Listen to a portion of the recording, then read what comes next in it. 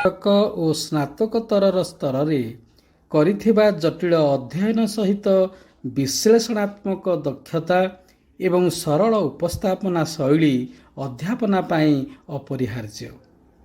ବାସ୍ତବରେ ସ୍ନାତକୋତ୍ତର ସ୍ତରର ଶିକ୍ଷା ବିଦ୍ୟାର୍ଥୀକୁ ବିଶେଷଜ୍ଞ କରିବାରେ ସହାୟକ ହୋଇଥାଏ ଏବଂ ଏହି ବିଶେଷ ଜ୍ଞାନ ତାକୁ ଜଣେ ସଫଳ ଅଧ୍ୟାପକ ହେବାର ଯୋଗ୍ୟତା ପ୍ରଦାନ କରିଥାଏ। 1975 ମସିହାରୁ ଅଧ୍ୟାପନ କାର୍ଯ୍ୟ ଆରମ୍ଭ କରି 30 ବର୍ଷ PN autonomous college, Nayagarh autonomous college ଓ ନାଚୁଣୀ କଲେଜରୁ ଅଧ୍ୟକ୍ଷ ଭାବରେ ଅବସର ନେଇଛନ୍ତି ଓଡ଼ିଆ ବୈଜ୍ଞାନିକ ସବୁରି ପ୍ରିୟ ଶିକ୍ଷାବିତ୍ ଡକ୍ଟର ସନ୍ତୋଷ କୁମାର ନାୟକ। 4ଟି ଆନ୍ତର୍ଜାତିକ କନଫରେନ୍ସ, 40ଟି ସେମିନାର ଓ 3 ଜଣ ଅଧ୍ୟାପକ ଓ ଅଧ୍ୟାପିକା ତାଙ୍କ ତତ୍ତ୍ୱାବଧାନରେ PhD ଡିଗ୍ରୀ ଲାଭ କରିଛନ୍ତି। ବିଭିନ୍ନ ଜାତୀୟ ଓ ଆନ୍ତର୍ଜାତୀୟ ପତ୍ରପତ୍ରିକାରେ ଉଦ୍ଭିଦ ବିଜ୍ଞାନର ସନ୍ଦର୍ଭ ଓ ଅନେକ ଅନାଲୋଚିତ ପ୍ରସଙ୍ଗ ଲୋକଲୋଚନକୁ ଆଣିପାରିଛନ୍ତି। ଓଡ଼ିଆ ସାହିତ୍ୟରେ ସେ ଜଣେ ସମାଲୋଚନା ଧର୍ମୀ ଓ ହାସ୍ୟରସାତ୍ମକ ପୁସ୍ତକ ଲେଖି ଜନାଦୃତ ହୋଇଛନ୍ତି। ଆଜି ବି ତାଙ୍କ ରଚିତ ଓଡ଼ିଆ ପୁସ୍ତକ କାଙ୍ଗାଳି ଗୁରୁ, ମାଖନବାଜି ଓଡ଼ିଆ ଭାଷାରେ ଓ ଓଡ଼ିଆ ଜନମାନସରେ ସ୍ମୃତି ପ୍ରବନ୍ଧନ କରେ। ବିଜ୍ଞାନକୁ ଜନପ୍ରିୟ କରିବା ପାଇଁ 7ଟି ଲେଖା ଏବଂ କଟକ ଆକାଶବାଣୀ ଓ ଦୂରଦର୍ଶନରେ ବିଜ୍ଞାନ ସମ୍ବନ୍ଧୀୟ ଆଲୋଚନା ସମାଲୋଚନା ତାଙ୍କର ବିଶେଷ ଆଦୃତ। 8/5/1950 ମସିହାରେ ସେ ମାତା ସ୍ୱର୍ଗତା ଉଷାରାଣୀ ନାୟକ ଓ ପିତା ସ୍ୱର୍ଗତ ପୀତାମ୍ବର ନାୟକ ଭାମଣ୍ଡା ରାଜକନିକା କେନ୍ଦ୍ରାପଡ଼ାରେ ଜନ୍ମଗ୍ରହଣ କରିଥିଲେ। ପତ୍ନୀ ଶ୍ରୀମତୀ ଅନୁରାଧା ନାୟକ, ପୁତ୍ର ଓଙ୍କାର, ସାକାର, ନାତି ନାତୁଣୀ ଆଦିତି, ଅନିକେତା, ତନିଷ୍ଠା, ଅଭିରୂପ, ପଦ୍ମେଶ, ପ୍ରଣବୀ, ଶିବାଂଶୀ, ଭୈରବ, ଧୀମୟୀ ଓ କନ୍ୟା ଡକ୍ଟର ମିତ୍ରବିନ୍ଧା, ଡକ୍ଟର ଶାଶ୍ୱତୀ ଓ ଡକ୍ଟର ସିଦ୍ଧିଦାତ୍ରୀଙ୍କୁ ନେଇ ସମସ୍ତଙ୍କର ସ୍ନେହ ସଦିଚ୍ଛା ଭଲ ପାଇବାକୁ ପାଥେୟ କରି ବାଟ ଚାଲୁଥାନ୍ତୁ ଆହୁରି ଆଗକୁ ଆଗକୁ। ଅଧିକ ସୃଜନଶୀଳ ହୁଅନ୍ତୁ। ଜଗତର ନାଥ ଶ୍ରୀ ଜଗନ୍ନାଥ ତାଙ୍କୁ ନିରୋଗ ଓ ଦୀର୍ଘ ଜୀବନ ପ୍ରଦାନ କରନ୍ତୁ। ଏହା ହିଁ ଆମରି ସତ୍ୟର ପ୍ରାର୍ଥନା। ଜୟ ଜଗନ୍ନାଥ। ଜୟ ଜଗନ୍ନାଥ। ସମୟ ଏକ ତଟବଦ୍ଧ ନଦୀ ନୁହେଁ, ଏହା ଏକ କୂଳପ୍ଳାବୀ ସମୁଦ୍ର ସଦୃଶ୍ୟ। ସମୁଦ୍ରରେ ଅନେକ କିଛି ପୂର୍ଣ୍ଣ ହୋଇ ରହିଥାଏ। ତନ୍ମଧ୍ୟରୁ ଶାମୁକାଟିଏ ସଂଗ୍ରହ କରି ସେ ଶାମୁକା ଗର୍ଭରୁ ରତ୍ନଟିଏ ପାଇବା ଦୈବ ସଂଯୋଗ ଅଟେ। ଏ ମନୁଷ୍ୟ ନିଜ ଜୀବନକୁ ଜଳେଇ ଅନ୍ୟକୁ ଆଲୋକ ଦେଇଥାଏ। ଯେ ନିଜର ହୃଦୟରୁ କର୍ମପ୍ରବଣ ମାଧ୍ୟମରେ କର୍ମ କରି ଅନ୍ୟକୁ ଆକର୍ଷିତ କରିଥାଏ, ସେହି ସଂସାରରେ ମହାନ। ସେଇଥିପାଇଁ ଗୋପବନ୍ଧୁଙ୍କ ଭାଷାରେ ମାନବ ଜୀବନ ନୁହେଁ କେବଳ ବର୍ଷ ମାସ ଦିନ ଦଣ୍ଡ, କର୍ମ ଯିଏ ନର କର୍ମ ଏକାତାର ଜୀବନର ମାନଦଣ୍ଡ। ଏହି ପରିପ୍ରେକ୍ଷୀରେ ଆମେ ଜଣେ କର୍ମଯୋଗୀଙ୍କ ପାଖରେ ଆସି ପହଞ୍ଚିଛୁ। ପ୍ରଫେସର ଡକ୍ଟର ସନ୍ତୋଷ କୁମାର ନାୟକ ମହୋଦୟ ଆଜିର ବ୍ୟକ୍ତି ଓ ବ୍ୟକ୍ତିତ୍ୱ କାର୍ଯ୍ୟକ୍ରମର ଅତିଥି। ଆସନ୍ତୁ ତାଙ୍କ ସହିତ ଆଳାପ କରିବା ଏବଂ କାର୍ଯ୍ୟକ୍ରମକୁ ଆଗକୁ ଆଗକୁ ନେବା। ସାର୍ ନମସ୍କାର। ନମସ୍କାର। ଆଜିର ବ୍ୟକ୍ତି ଆଉ ବ୍ୟକ୍ତିତ୍ୱ କାର୍ଯ୍ୟକ୍ରମକୁ ଆପଣଙ୍କୁ ସୁସ୍ୱାଗତ। ବହୁତ ଧନ୍ୟବାଦ। ସାର୍, ଭାରତ ଏକ ଗ୍ରାମବହୁଳ ରାଷ୍ଟ୍ର ଏବଂ ଶତକଡ଼ା 80% ଲୋକ ଗ୍ରାମରେ ବାସ କରନ୍ତି। ଆପଣ ତ ଗୋଟିଏ ଗ୍ରାମରୁ ଆପଣଙ୍କର ଜୀବନ ଆରମ୍ଭ କରିଛନ୍ତି, ସୁଦୂର ଭାମଣ୍ଡାରୁ। ତାହା ହେଲା ଜନ୍ମଭୂମି ଆଉ ଖୋର୍ଦ୍ଧା ହେଲା କର୍ମଭୂମି। ଏହି ପରିପ୍ରେକ୍ଷୀରେ ଆପଣଙ୍କର ବାଲ୍ୟ ଜୀବନ କେମିତି କଟିଥିଲା? ମୁଁ ଆଗେ ଅଭୟ ଲକ୍ଷ୍ମୀ ନୃସିଂହ ନାମ ନେବି, ସେ ମୋ ଇଷ୍ଟଦେବ। ମା ଗୁରୁଜାଣୀଙ୍କ ନାଁ ନେବି, ବାବା ଭୁବନେଶ୍ୱରଙ୍କ ନାଁ ନେବି, ବାବା ଆଖଣ୍ଡଳମଣିଙ୍କ ନାଁ ନେବି, ଶ୍ରୀ ଜଗନ୍ନାଥ। ଆମର ଗ୍ରାମ ଭାମଣ୍ଡା ଏକ ତଳଘଟି ଗାଁ। ପଶ୍ଚିମ କନିକା ର ଏଇ ଗାଁ କେନ୍ଦ୍ରାପଡ଼ା ଜିଲ୍ଲା, ଆଗରୁ ଥିଲା କଟକ ଜିଲ୍ଲା। କୌଣସି ଗମନାଗମନ ନଥିଲା, ଚାଟଶାଳୀରେ ଗୁରୁ ପଢ଼ଉଥିଲେ। ଆପଣ ବିଶ୍ୱାସ କରିବେନି, ଜମିଦାରୀ ସମୟରେ ଦଧି ମାଛ କରିବାରୁ ଶ୍ରୀଯୁକ୍ତ ଶ୍ରୀନିବାସ ମହାନ୍ତି ଆମ ଜେଜ ବାପା, ଆମ ବାପା, ଆମ ଦାଦା ସମସ୍ତଙ୍କୁ ଯାଇକି ସେଠି ଚାଟଶାଳୀରେ ପଢ଼େଇଥିଲେ। ଖୋର୍ଦ୍ଧା ଦଧିମାଛ ଖୋର୍ଦ୍ଧା ଦଧିମାଛ ପଡ଼ିଆରୁ ଜମିଦାର ଭାସ୍କର ଚନ୍ଦ୍ର ନାୟକ ଚୌଧୁରୀ, ଭାସ୍କର ଚନ୍ଦ୍ର ଝାମ୍ପଲା ସିଂ ମହାପାତ୍ର ସଂଗ୍ରହ କରିକି ନେଇଥିଲେ ସାର୍। ବହୁତ ଦରମା ଦଉଥିଲେ, ଘର ତିଆରି କରିଦେଇଥିଲେ। ସିଏ ଶ୍ରୀନିବାସ ସାର୍ଙ୍କ ପରେ ଅବଦାନ କରୁଥିଲେ। ତାଙ୍କ ପୁଅ ବୈକୁଣ୍ଠନାଥ ମହାନ୍ତି ରହିଲେ। ବୈକୁଣ୍ଠନାଥଙ୍କ ପରେ ଆଉ ଜଣେ ସାର୍ ଗଲେ, ସେ ରାଜକନିକା, ଆଉ ଖୋର୍ଦ୍ଧାରୁ ଆଉ କେହି ଯାଇନାହାନ୍ତି। ସେଇଠି ବାଲ୍ୟ ଶିକ୍ଷା ଆରମ୍ଭ ହେଲା। ସେଇଠି ବାଲ୍ୟ ଶିକ୍ଷା ଆରମ୍ଭ ହେଲା। ଆପଣଙ୍କ ଗାଁରେ ସ୍କୁଲ ଥିଲା ନା? ଚାଟଶାଳୀ ଥିଲା। ସେଠୁ ପାଠ ପଢିବାକୁ କୋଉଠିକି ଗଲେ? ମୁଁ ଶୁଣନ୍ତୁ, ମତେ ଆଗେ ମୋର ପୂଜ୍ୟ ପରମ ପୂଜ୍ୟା ବୋଉ, ସିଏ ମୋର ସୁନ ଯୋଉ ବ୍ରହ୍ମା ବିଷ୍ଣୁ ମହେଶ୍ୱର ସରସ୍ୱତୀ ପୂଜା 1955ରେ ଆରମ୍ଭ କରିଥିଲେ। ସାନ୍ତ ବାପା ସବୁ ଥିଲେ। ବୁଢ଼ୀଜବାଇ ମନ୍ଦିର ଆମର ସେଇଠି ଚଣ୍ଡୀପାଠ ହୁଏ ସବୁବେଳେ। ସେଇଠି ମା ସରସ୍ୱତୀଙ୍କ ପୂଜା ଦିନ ମୋର ଖଡ଼ି ଛୁଆଁ ହେଇଥିଲା। ମୋର ସେତେବେଳେ ଆଉ ଖିଆଲ ନାହିଁ। ତାପରେ ଶିଶୁ ଶ୍ରେଣୀର ସମସ୍ତ ପାଠ, ବର୍ଣ୍ଣବୋଧର ଯେତେକ ସ୍ୱରବର୍ଣ୍ଣ, ବ୍ୟଞ୍ଜନବର୍ଣ୍ଣ, ଯୁକ୍ତାକ୍ଷର, ମିଶାଣ, ଫେଡ଼ାଣ, ଗୁଣନ, ପଣିକିଆ, ହରଣ, ଏ ସବୁ ଜିନିଷ ମୋ ବୋଉ ମୋତେ ଶିଖେଇଥିଲା। ତାପରେ ଗୋଟେ ନିମ୍ନ ପ୍ରାଇମେରୀ ସ୍କୁଲ ଭାମଣ୍ଡାରେ ହେଇଥିଲା, 1955ରେ ହେଇଥିଲା। ସେତେବେଳକୁ ସାର୍ ମାନେ ଆସୁଥିଲେ ଓଳାଘରରୁ, ପାଖ ବଜାର ରାଜକନିକାରୁ। ଜଣେ ସାର୍ ଥିଲେ, ମୋର ଖିଆଲ ଅଛି ପୁରା। ଗାଁରୁ ଆଉ ଜଣେ ଅବୈତନିକ ସାର୍ ପଢଉଥିଲେ। ସିଏ ମୁଁ ପ୍ରଥମ ଶ୍ରେଣୀ ଦ୍ୱିତୀୟ ଶ୍ରେଣୀ ସେଠି ପଢିବା ଆରମ୍ଭ କରିଥିଲି। ବହିପତ୍ର ବୋଉ କିଣି ଦେଇଥିଲା। ତାପରେ ମୁଁ ଗଲି ମୋ ବଡ଼ ପିଉସୀ ଅସୁରାଣୀ ଭଦ୍ରକ ପାଖରେ, ସିଏ ମୋତେ ପୁଅ କରିକି ନେଇଗଲେ। ମୁଁ ସପ୍ତମ ଶ୍ରେଣୀ ପର୍ଯ୍ୟନ୍ତ ସେଠି ପଢିଲି। ତାପରେ ମୋର ପରମ ପୂଜ୍ୟ ନନା ବଡ଼ ଭାଇ, ସିଏ କଲିକତାରୁ ଆସିକି ଦାଖା ହାଇସ୍କୁଲ ଚାନ୍ଦବାଲିରେ ଶିକ୍ଷକତା କଲେ। ସିଏ ଆମର ସମସ୍ତ ପଢ଼ିବା ଦାୟିତ୍ୱ ନେଲେ। ସିଏ ନହେଲେ ଆମେ ପଢ଼ି ବି ପାରିନଥାନ୍ତୁ। ଏଇଟା ହେଉଛି ମୋର ପାଠପଢ଼ା, ମାଧ୍ୟମିକ ହାଇସ୍କୁଲ ପର୍ଯ୍ୟନ୍ତ। ମୋର ସବୁ ଦାୟିତ୍ୱ ମୋର ବରେଇ ବାବା, ମୋ ବାପା, ମୋ ବୋଉ ଆଉ ମୋର ପରମ ପୂଜ୍ୟ ନନା ନେଇଥିଲେ। ସାର୍, କଥାରେ ଅଛି, ମା ନାହିଁ ଯାହାର, ସାହା ନାହିଁ ତାହାର। ଆପଣଙ୍କ ବାବା ଏବଂ ମାମା ଏ ବହୁତ ଦିନ ହେଲା ଆପଣଙ୍କୁ ଛାଡ଼ି ସାରିଥିଲେ। ଆପଣ ବି ବୟସ ଅପରାହ୍ନରେ ପହଞ୍ଚିଥିଲେ। ତଥାପି ମାଙ୍କ ସାଙ୍ଗେ କଟେଇଥିବା, ବାବାଙ୍କ ସାଙ୍ଗେ କଟେଇଥିବା କିଛି ମଧୁର ଅନୁଭୂତି ଆପଣଙ୍କ ଥିଲେ। ସେଥିରୁ ସୁନ୍ଦର କଥା କହିଲେ ଆପଣ। ପ୍ରକୃତରେ ମା ନାହିଁ ଯାହାର, ସାହା ନାହିଁ ତାହାର। ମା ଯୋଗୁଁ ଆମେ ଏତେ ବାଟ ଆସିଛୁ। ସେ ଜମିଦାରୀ ଭାସ୍କର ଚନ୍ଦ୍ର ଚୌଧୁରୀ, ଭାସ୍କର ଚନ୍ଦ୍ର ଝାମ୍ପଲା ସିଂ ମହାପାତ୍ର, ଆଉ ତାଙ୍କ ପୁଅ ମୋ ସାନ୍ତ ବୈଷ୍ଣବ ନାୟକ, ଆଉ ତାଙ୍କ ବୋହୂ ମୋ ବୋଉ, ତିନିଟା ମାଲମିରାରେ କେବଳ ବହି ଆଉ ବହି। ସବୁବେଳେ ଆମକୁ କହିବେ ବହି ପଢ। ମୁଁ ଅସ୍ତ୍ରରେ ପଢିଲି, ବାବା ବୈରାଗୀ, ସେ ବହୁତ ଧର୍ମଗ୍ରନ୍ଥ ଆଣନ୍ତି। ଆସନ୍ତାକାଲି ପ୍ରଜାତନ୍ତ୍ର, କଳିଙ୍ଗ, ମାତୃଭୂମି ମଗାନ୍ତି। ଆଉ ମୁଁ ତ ତାଙ୍କର ଗେହ୍ଲା, ମୋ ପୁତୁରା ତ କହିବିନି, ସେ ମୋର, ମୁଁ ତାଙ୍କ ଗେହ୍ଲା ପୁଅ। କାହିଁକିନା ବଡ଼ ପୁଅ ବିରିଚନ୍ଦ୍ର ନାୟକ ଜଣେ ନାଟ୍ୟକାର, ସେ କଟକରେ ରହିଲେ। ବଡ଼ ଝିଅ ବୁଢ଼ୀ ଦେଇ ଆଶା ଦେଇ ସେ ବାହା ହେଇଗଲେ, ମୁଁ ହେଇଗଲି ଗେହ୍ଲା। କିନ୍ତୁ ସବୁ ପ୍ରେସର ମୋ ଉପରେ ସେ ପକେଇଲେ, କହିଲେ ତୁ ପାଠ ପଢିବାକୁ ପଡିବ। ତେଣୁ ଏଇ ଦି ଜଣଙ୍କ ଅବଦାନ ମୋର ବାଲ୍ୟକାଳରେ ଥିଲା।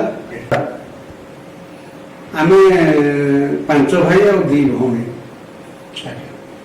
ଜମିଦାରୀ ସେତେବେଳକୁ ପଳେଇଲାଣି। ମୁଁ ଜନ୍ମ ହେଲି 1949 ମସିହା ଜାନୁଆରୀ 7 ତାରିଖ। ଭାରତ ସ୍ୱାଧୀନତା ହେଇସାରିଲାଣି। ସ୍ୱାଧୀନତାରେ ଜମିଦାର ହେଲେ ବି ମୋ ସାଆନ୍ତ ଆଉ ବାପାଙ୍କର ଅବଦାନ ବହୁତ ଥିଲା। ଆମର 5 ଭାଇ ଭଉଣୀ ପାଠ ପଢା ସମସ୍ତ ଦାୟିତ୍ୱ ନେଇଥିଲେ ମୋର ବାପା ଆଉ ସାଆନ୍ତ। ମୁଁ ଗାଁରେ ପ୍ରଥମ ଶ୍ରେଣୀ ଦ୍ୱିତୀୟ ଶ୍ରେଣୀ ପରେ ମୁଁ ଅସରାଳି ପଳେଇଲି। କିନ୍ତୁ ଗାଁରେ ଯେତେବେଳେ ଆସେ ଅସରାଳିରୁ ବା ଅସରାଳିରେ ଯେତେବେଳେ ରହେ ବହୁତ ସୁନ୍ଦର ଅନୁଭୂତି ମୋର ସବୁ ଏପର୍ଯ୍ୟନ୍ତ ମୋର ସ୍ମୃତିରେ ଆସୁଛି। ଏବେ ବି ମତେ ଆନ୍ଦୋଳିତ କରୁଛି। ପୋଖରୀରେ ସବୁବେଳେ ବୁଡ଼ିବି, ଘଣ୍ଟା ଘଣ୍ଟା ଧରି ବୁଡ଼ିବି। ବିଭିନ୍ନ ପ୍ରକାର ପହଁରା, ଚିଚ ପହଁରା, କାତମାରା ପହଁରା, ଏଇ ସବୁ ପହଁରିବୁ। ମାଛ ଧରିବୁ ନାଳରେ। ନାଳକୁ ଜୁଆର ପରେ ବନ୍ଧ, ଯୋଉ ଆମ ଜୁଆର ଏରିଆ, ଲୁଣି ପାଣି ଟିକେ ଆସେ। ଜୁଆର ପରେ ଆମେ ସେ କାଦୁଅରେ ସଡ଼ସଡ଼ରେ ବାନ୍ଧି ବହୁତ ମାଛ ଆଣୁ। ପୁଣି ସନ୍ଧ୍ୟାବେଳେ ଯେତେବେଳେ ଜୁଆର ଆସେ ପୂର୍ଣ୍ଣିମା ଘଡ଼ି ବେଳକୁ ଆମେ ଖାଲି ଲୁଗା କାନି ଗାମୁଛା ଧରିଦେବୁ। ମେଞ୍ଚେ ଲେଖା ମାଳ ଚିଙ୍ଗୁଡ଼ି ଆସେ। ସେ ଚିଙ୍ଗୁଡ଼ି ଆଉ ମିଳୁନି। ତେଣୁ ମାଳ ଚିଙ୍ଗୁଡ଼ି ଖାଲି ତେଲରେ ଭାଜି ଦେଇ ଛେଚି ଦେଇ ବଢ଼ି ସାଙ୍ଗରେ ଦୋହରା ପଖାଳ ଭାତ ଆମେ ଖାଉ ଖରାଦିନ। ସେଇ ସୂଚୀଟା ବହୁତ ମତେ ଏପର୍ଯ୍ୟନ୍ତ ଆନ୍ଦୋଳିତ କରୁଛି। ତାପରେ ଅସରାଳିରେ ସିଏ ଜମିଦାର ଥିଲେ ଗୋରେଇ ଚରଣ ନାୟକ, ଗୋରେଇ ବାବା ସବୁ ସମ୍ପତ୍ତି ବାଡ଼ି ସବୁ ଛାଡ଼ିଦେଲେ। ତାଙ୍କର 4-5ଟା ବଡ଼ ବଡ଼ ପୋଖରୀ, ଆଉ ପୋଖରୀ ହୁଡ଼ାରେ ଆମ୍ବ ତୋଟା। ସେ ଆମ୍ବ ତୋଟା, ପିଜୁଳି, ଲେମ୍ବୁ, ବିଭିନ୍ନ ପ୍ରକାର ଲେମ୍ବୁ, ଲିଚୁ କୋଳି, ଜାମ୍ବୁ କୋଳି, କଇଥ, ପଣସ, ଏ ସବୁର ମାଲିକ ହେଇଗଲି ମୁଁ। ଆଉ କିଆରୁଦା ଏମିତି ଅଛି ସେ ପୋଖରୀ ଆଡ଼ିରେ, କିଆରୁଦାରେ ବହୁତ ବଢିଆ ମହୁ ହୁଏ। ଖରାବେଳେ ଆମେ ନ ଶୋଇକି ନଡ଼ିଆ କତା ଧୂଆଁ ଦେଇକି ସେ ମହୁକୁ ଘୋଡ଼େଇ ଦେବୁ ଆଉ ସିଧା ମହୁ ଫେଣାକୁ ମହୁ ଖାଇଦେବୁ। ଏଇସବୁ ଅନୁଭୂତି ମୋ ପାଖରେ ଅଛି। ଗାଁରୁ ଯେତେବେଳେ ଗାଁକୁ ଆସେ ଅସରାଳିରୁ, ହଳ ହୁଏ। ଆମର 8-10 ହଳ, 16ଟା ବଳଦ ବନ୍ଧା ହେଇଥିବ। ସେ ବଳଦଙ୍କ ନାଁ ସବୁ ବଢିଆ। ବାପା ବୋଉ ସେ ବଳଦକୁ ଭାତ ଦିଅନ୍ତି ଖାଇବା ପାଇଁ, ପୁଅ ଭଳିଆ ଭାବିଥାନ୍ତି। ନଡ଼ା ପାଳ ମୁଁ ତାଙ୍କୁ ଖାଇବାକୁ ଦିଏ, ଆମ ହଳିଆ ଦିଏ। ତଥାପି ଆମ ଉପରେ ଆଗ୍ରହରେ ଆମେ ବି ଦଉ। ହଳ ଖାଇବା ଜିନିଷ ନେଇକି ମୁଁ ବିଲକୁ ଯାଏ। ଟିକେ ଯଦି ଡେରି ହେବ ସେମାନେ ଅଭିମାନ କରିବେ, ଆମେ ଖାଇବୁନୁ। ମା କାହିଁକି ଏତେ ଡେରିରେ ପଠେଇଲା ଚା ପିଠା। ପୁଣି ଆମେ ତାକୁ ବଳିବୁ, ବହୁତ ଥାପୁଡ଼ା କରୁ, ସେ ଖାଆନ୍ତି। ତାପରେ ତଳି ମହି ଏ ସବୁର ଅନୁଭୂତି ମୋର ଅଛି। ଧାନ କଟା ହବ, ମୁଁ କହିବି ଟିକେ ଧାନ କାଟେ।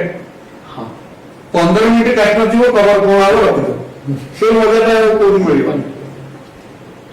ଆମର ଥିଲା 80ଟା ମଇଁଷି ଆଉ 30ଟା ଗାଈ। ଗୁହାଳ 2ଟା ଥିଲା। ମଇଁଷି ସେ ନଈ ପାଟିଆ ବୁଣା ନଈରେ କେଉଁଠି ଘାସ ଖାଆନ୍ତି, ସେମାନେ ଗାଁକୁ ଆସନ୍ତିନି। ହଁ, ଆମେ ମଇଁଷି ପାଇଁ ଖାଇବାକୁ ନେଇଯାଉ, ଆଉ ମଇଁଷି ପିଠିରେ ବସିକି ବୁଲୁ। ସେ ଅନୁଭୂତିଟା ବି ମତେ ବହୁତ ମଜା ଲାଗେ। ମଇଁଷି ପିଠିରେ ଆପଣ ବସିବେ, ସେ ଗୋଟେ ଅଲଗା ଅନୁଭୂତି। 80ଟା ମଇଁଷି, ସେ ମଇଁଷିଆ ଏତେ ସୁନ୍ଦର କଣ୍ଟ୍ରୋଲ କରୁଥିବ ସେ ମଇଁଷିକି, କାହା ବିଲକୁ ଯିବାର ନାହିଁ। ସେଇ ନାଳ ପଟ ପଟେ ସେମାନେ ଖାଉଥିବେ। ଧାନ ଯେତେବେଳେ ଗଦା ହୁଏ, ସବୁଠାରୁ ବଡ ଖଳା ହଉଛି ଆମର ଚାପି ଗଦା କୁହନ୍ତି, ଚାପିନି ଗଦା। 4 କଣିଆ ଗଦା, ଘର ଭଳିଆ ଦେଖାଯାଉଥିବ। 10ଟା 20ଟା ପତୁଳି ପଡିବ, ଆଗକୁ ପତୁଳି ସାଙ୍ଗରେ ବଳଦକୁ ଗୋଡେଇବ। ଏସବୁ ଅନୁଭୂତି ଅଛି। ଧାନ ଅମଳ ହେଇକି ଅମାରରେ ପଶୁ। ଆମର 5ଟା ଅମାର ଥିଲା। ତଥାପି ଧାନ ଏତେ ହୁଏ ଯେ ଧାନ ଗାଁ ନନାମାନଙ୍କରେ ଖଣି ପଡେ। ଖଣି ଧାନ ସବୁଠାରୁ ଦାମୀ, ଖଣି ଚାଉଳ ସବୁଠାରୁ ଭଲ। ପ୍ରକୃତରେ ଧାନ ଗୁଡ଼ିକ ସବୁ ଚାଲୁଆଳି ଧାନ ଗୃହକୁ ଯାଏ ବିକ୍ରି ହେବା ପାଇଁ, ବେପାରୀ ଆସନ୍ତି ନେଇଯାଆନ୍ତି ଗାଁକୁ। ସେ ପିତ୍ତଳ ଗଉଣୀ ଧାନ ମାଟି ମାଟି ଠିକ୍ ଠିକ୍ ହେଉଥିବ। ଆମକୁ ସାନ୍ତ କହିବେ ଯେତେ ଗଉଣୀ ହେଲା ତାର ମାପ ଅଲଗା, ତୁ ଗୋଟେ ଗୋଟେ ମୁଠା ପକେଇବୁ। ମତେ ଗଣିବା ଦାୟିତ୍ୱରେ ରଖିଛନ୍ତି। ଆମ ଚୌପାଢ଼ୀରେ ବିରାଟ ଚୌପାଢ଼ୀ, ଜମିଦାରଙ୍କ ଚୌପାଢ଼ୀ, ଆପଣ ଦେଖିଲେ ଏପର୍ଯ୍ୟନ୍ତ ସେ ସ୍ମୃତି ହେଇକି ଅଛି। ଆମେ ତା ମରାମତି ଦାୟିତ୍ୱ ଏବେ ନେବୁ। ସେଇଠି ଧାନ ଗଣା ହେଉଥିବ, ଶହ ଶହ ଧାନ ବସ୍ତା ଠାକୁରାଣୀ ପର୍ଯ୍ୟନ୍ତ ନନ୍ଦିଥିବ। ସେତେବେଳେ ତ ଫଟୋ ନଥିଲା, ଆମେ ଫଟୋ ରଖିନୁ। ତାପରେ 77 ବାତ୍ୟାରେ 4ଟା ଯାକ ଅମାର ଭାଙ୍ଗିଗଲା। ସେଇଟା ସବୁଠାରୁ ମନ, ଆଉ ରିପେୟାର ହେଇପାରିଲାନି। ଜମିଦାରୀ ଗଲାଣି, 10 ବର୍ଷ ଧରିକି ବନ୍ୟା ହେଲା, ଆଉ ଧାନ ଆମର ହେଲାନି। ଆମେ ଘରକୁ ଆସିଗଲୁ, ଆମେ ଯାଉ ଖାଇବୁ। ଆପଣ ବିଶ୍ୱାସ କରିବେନି, ଭାବନା ଜମିଦାର ଓଳାମରୁ ରୁଟି ମାନେ ଗହମ କିଣିକି ଆଣି ଖାଇଲେ। ସବୁ ଗାଁରେ କାଙ୍ଗାଳ ଅବସ୍ଥା ହେଇଗଲା। ଆମ ପଢ଼ିବା ଦାୟିତ୍ୱ ଆମେ ନନା ନେଇଗଲେ। ସେ ବଙ୍ଗବାସୀ କଲେଜ କଲିକତାରେ ପଢୁଥିଲେ। ଦାଖା ହାଇସ୍କୁଲ ଚାନ୍ଦବାଲିରେ ରବିନାରାୟଣ ଜେନା ଡାକିଲେ, କହିଲେ ମତେ ତମ ବାପା କହିଛନ୍ତି ଘର ଚଳିବା ବଡ ଖରାପ ହେଇଗଲାଣି, ତମେ ଆସି ଚାକିରି କର। ସେ ତାଙ୍କ ପାଠକୁ ଜଳାଜଳି ଦେଇକି ସେ ଫାଷ୍ଟ ହଉଥିଲେ, ଭଲ କ୍ରିକେଟ ଖେଳୁଥିଲେ, ଭଲ ଡ୍ରାମା କରୁଥିଲେ, ଉତ୍ପଳ ଦତ୍ତ ସହିତ ଡ୍ରାମା କରୁଛନ୍ତି, ଏସବୁ ପୁରା ହିରୋ ଭଳିଆ ଦେଖିବାକୁ। କିନ୍ତୁ ସେ ଚାକିରି ମାନେ ପାଠ ପଢା ଛାଡି ସେ ଶିକ୍ଷକ ହେଲେ। ଆମେ ତାଙ୍କ ପାଖରେ ସବୁ ଭାଇ ଭଉଣୀ, ଏପରିକି ଗାଁର ତାଙ୍କର ପିଲା ସେଇଠି ଚାନ୍ଦବାଲି ଯାଇକି ପଢିଲେ। ସେ ପଢେଇ ନଥିଲେ, ମୁଁ ଆଜି ଏପଟେ ଆସିନଥିଲି। ପ୍ରକୃତରେ ସଚି ରାଉତରାୟ, ଆମ ପଦ୍ମଶ୍ରୀ ଡକ୍ଟର ସଚ୍ଚିଦାନନ୍ଦ ରାଉତରାୟ ଯାହା ଲେଖିଛନ୍ତି, ଛୋଟ ମୋର ଗାଁଟି, ତାହା ମୋର ମନେ ପଡ଼ିଯାଉଛି। ତାହାରି ଜଳ ରକ୍ତ ହୋଇ ଶିରାର ବହେ ଦେଶ ନନ୍ଦନ। ସୁନ୍ଦର ଅଭିଜ୍ଞତା ଆପଣ କହିଲେ। ଆପଣ ଗାଁର ବିକାଶ ପାଇଁ ଆପଣଙ୍କ ଜୀବନରେ କ'ଣ ସବୁ କରିଛନ୍ତି? ଗାଁ ବିକାଶରେ ମୋର ଅବଦାନ ଏତେ ନାହିଁ, କିନ୍ତୁ ଯେତେ ଅବଦାନ ଥିଲେ ବି ସେଟା କମ୍ ବୋଲି ମୁଁ କହିବି। ନୃସିଂହନାଥ ମନ୍ଦିରରେ ବଡ ତାଳ ମୂଳର ଢୋଲ ଚମଡ଼ା ଦିଆକି ଢାଇ ଢାଇ ବାଡ଼ାନ୍ତି, ମହୁରୀ ତୁରୀ ବାଜେ, ବଡ଼ କାଠ ପାଇ, ହଁ, ଆଉ ମୃଦଙ୍ଗ ବାଜେ। ମୁଁ ବୋଉ କହିବ ତୁ ତ ଖୋର୍ଦ୍ଧାରେ ଚାକିରି କଲୁ, ତୋର ବଙ୍ଗାଳୀ ଚାକିରି ମାନେ ସାଙ୍ଗ ଅଛନ୍ତି, ଆଉ ନଦିଆରୁ ଆସିଛନ୍ତି, ତାଙ୍କ ନଦିଆ ମୃଦଙ୍ଗ ଦେବେ। ମୁଁ ନଦିଆ ମୃଦଙ୍ଗ ଗୋଟେ ଦେଇଛି କୀର୍ତ୍ତନ। ଆଉ ସେ ଢୋଲକୁ ମୁଁ ଯେତେବେଳେ 1975 ଏଠି ଚାକିରି କଲି, ବୋଉ କହିଲା ସେ ଢୋଲ ଫାଟିଗଲାଣି, ଆଉ କୀର୍ତ୍ତନ ବେଳେ ବାଜୁନି, ତୁ ତାକୁ ଟିକେ ରିପେୟାର କର। ମୁଁ ମରାମତି କଲି। ମଙ୍ଗଳପୁରରୁ ଗୋଟେ ଡମ ଆସିକି ବାଗେଇଦେଲା।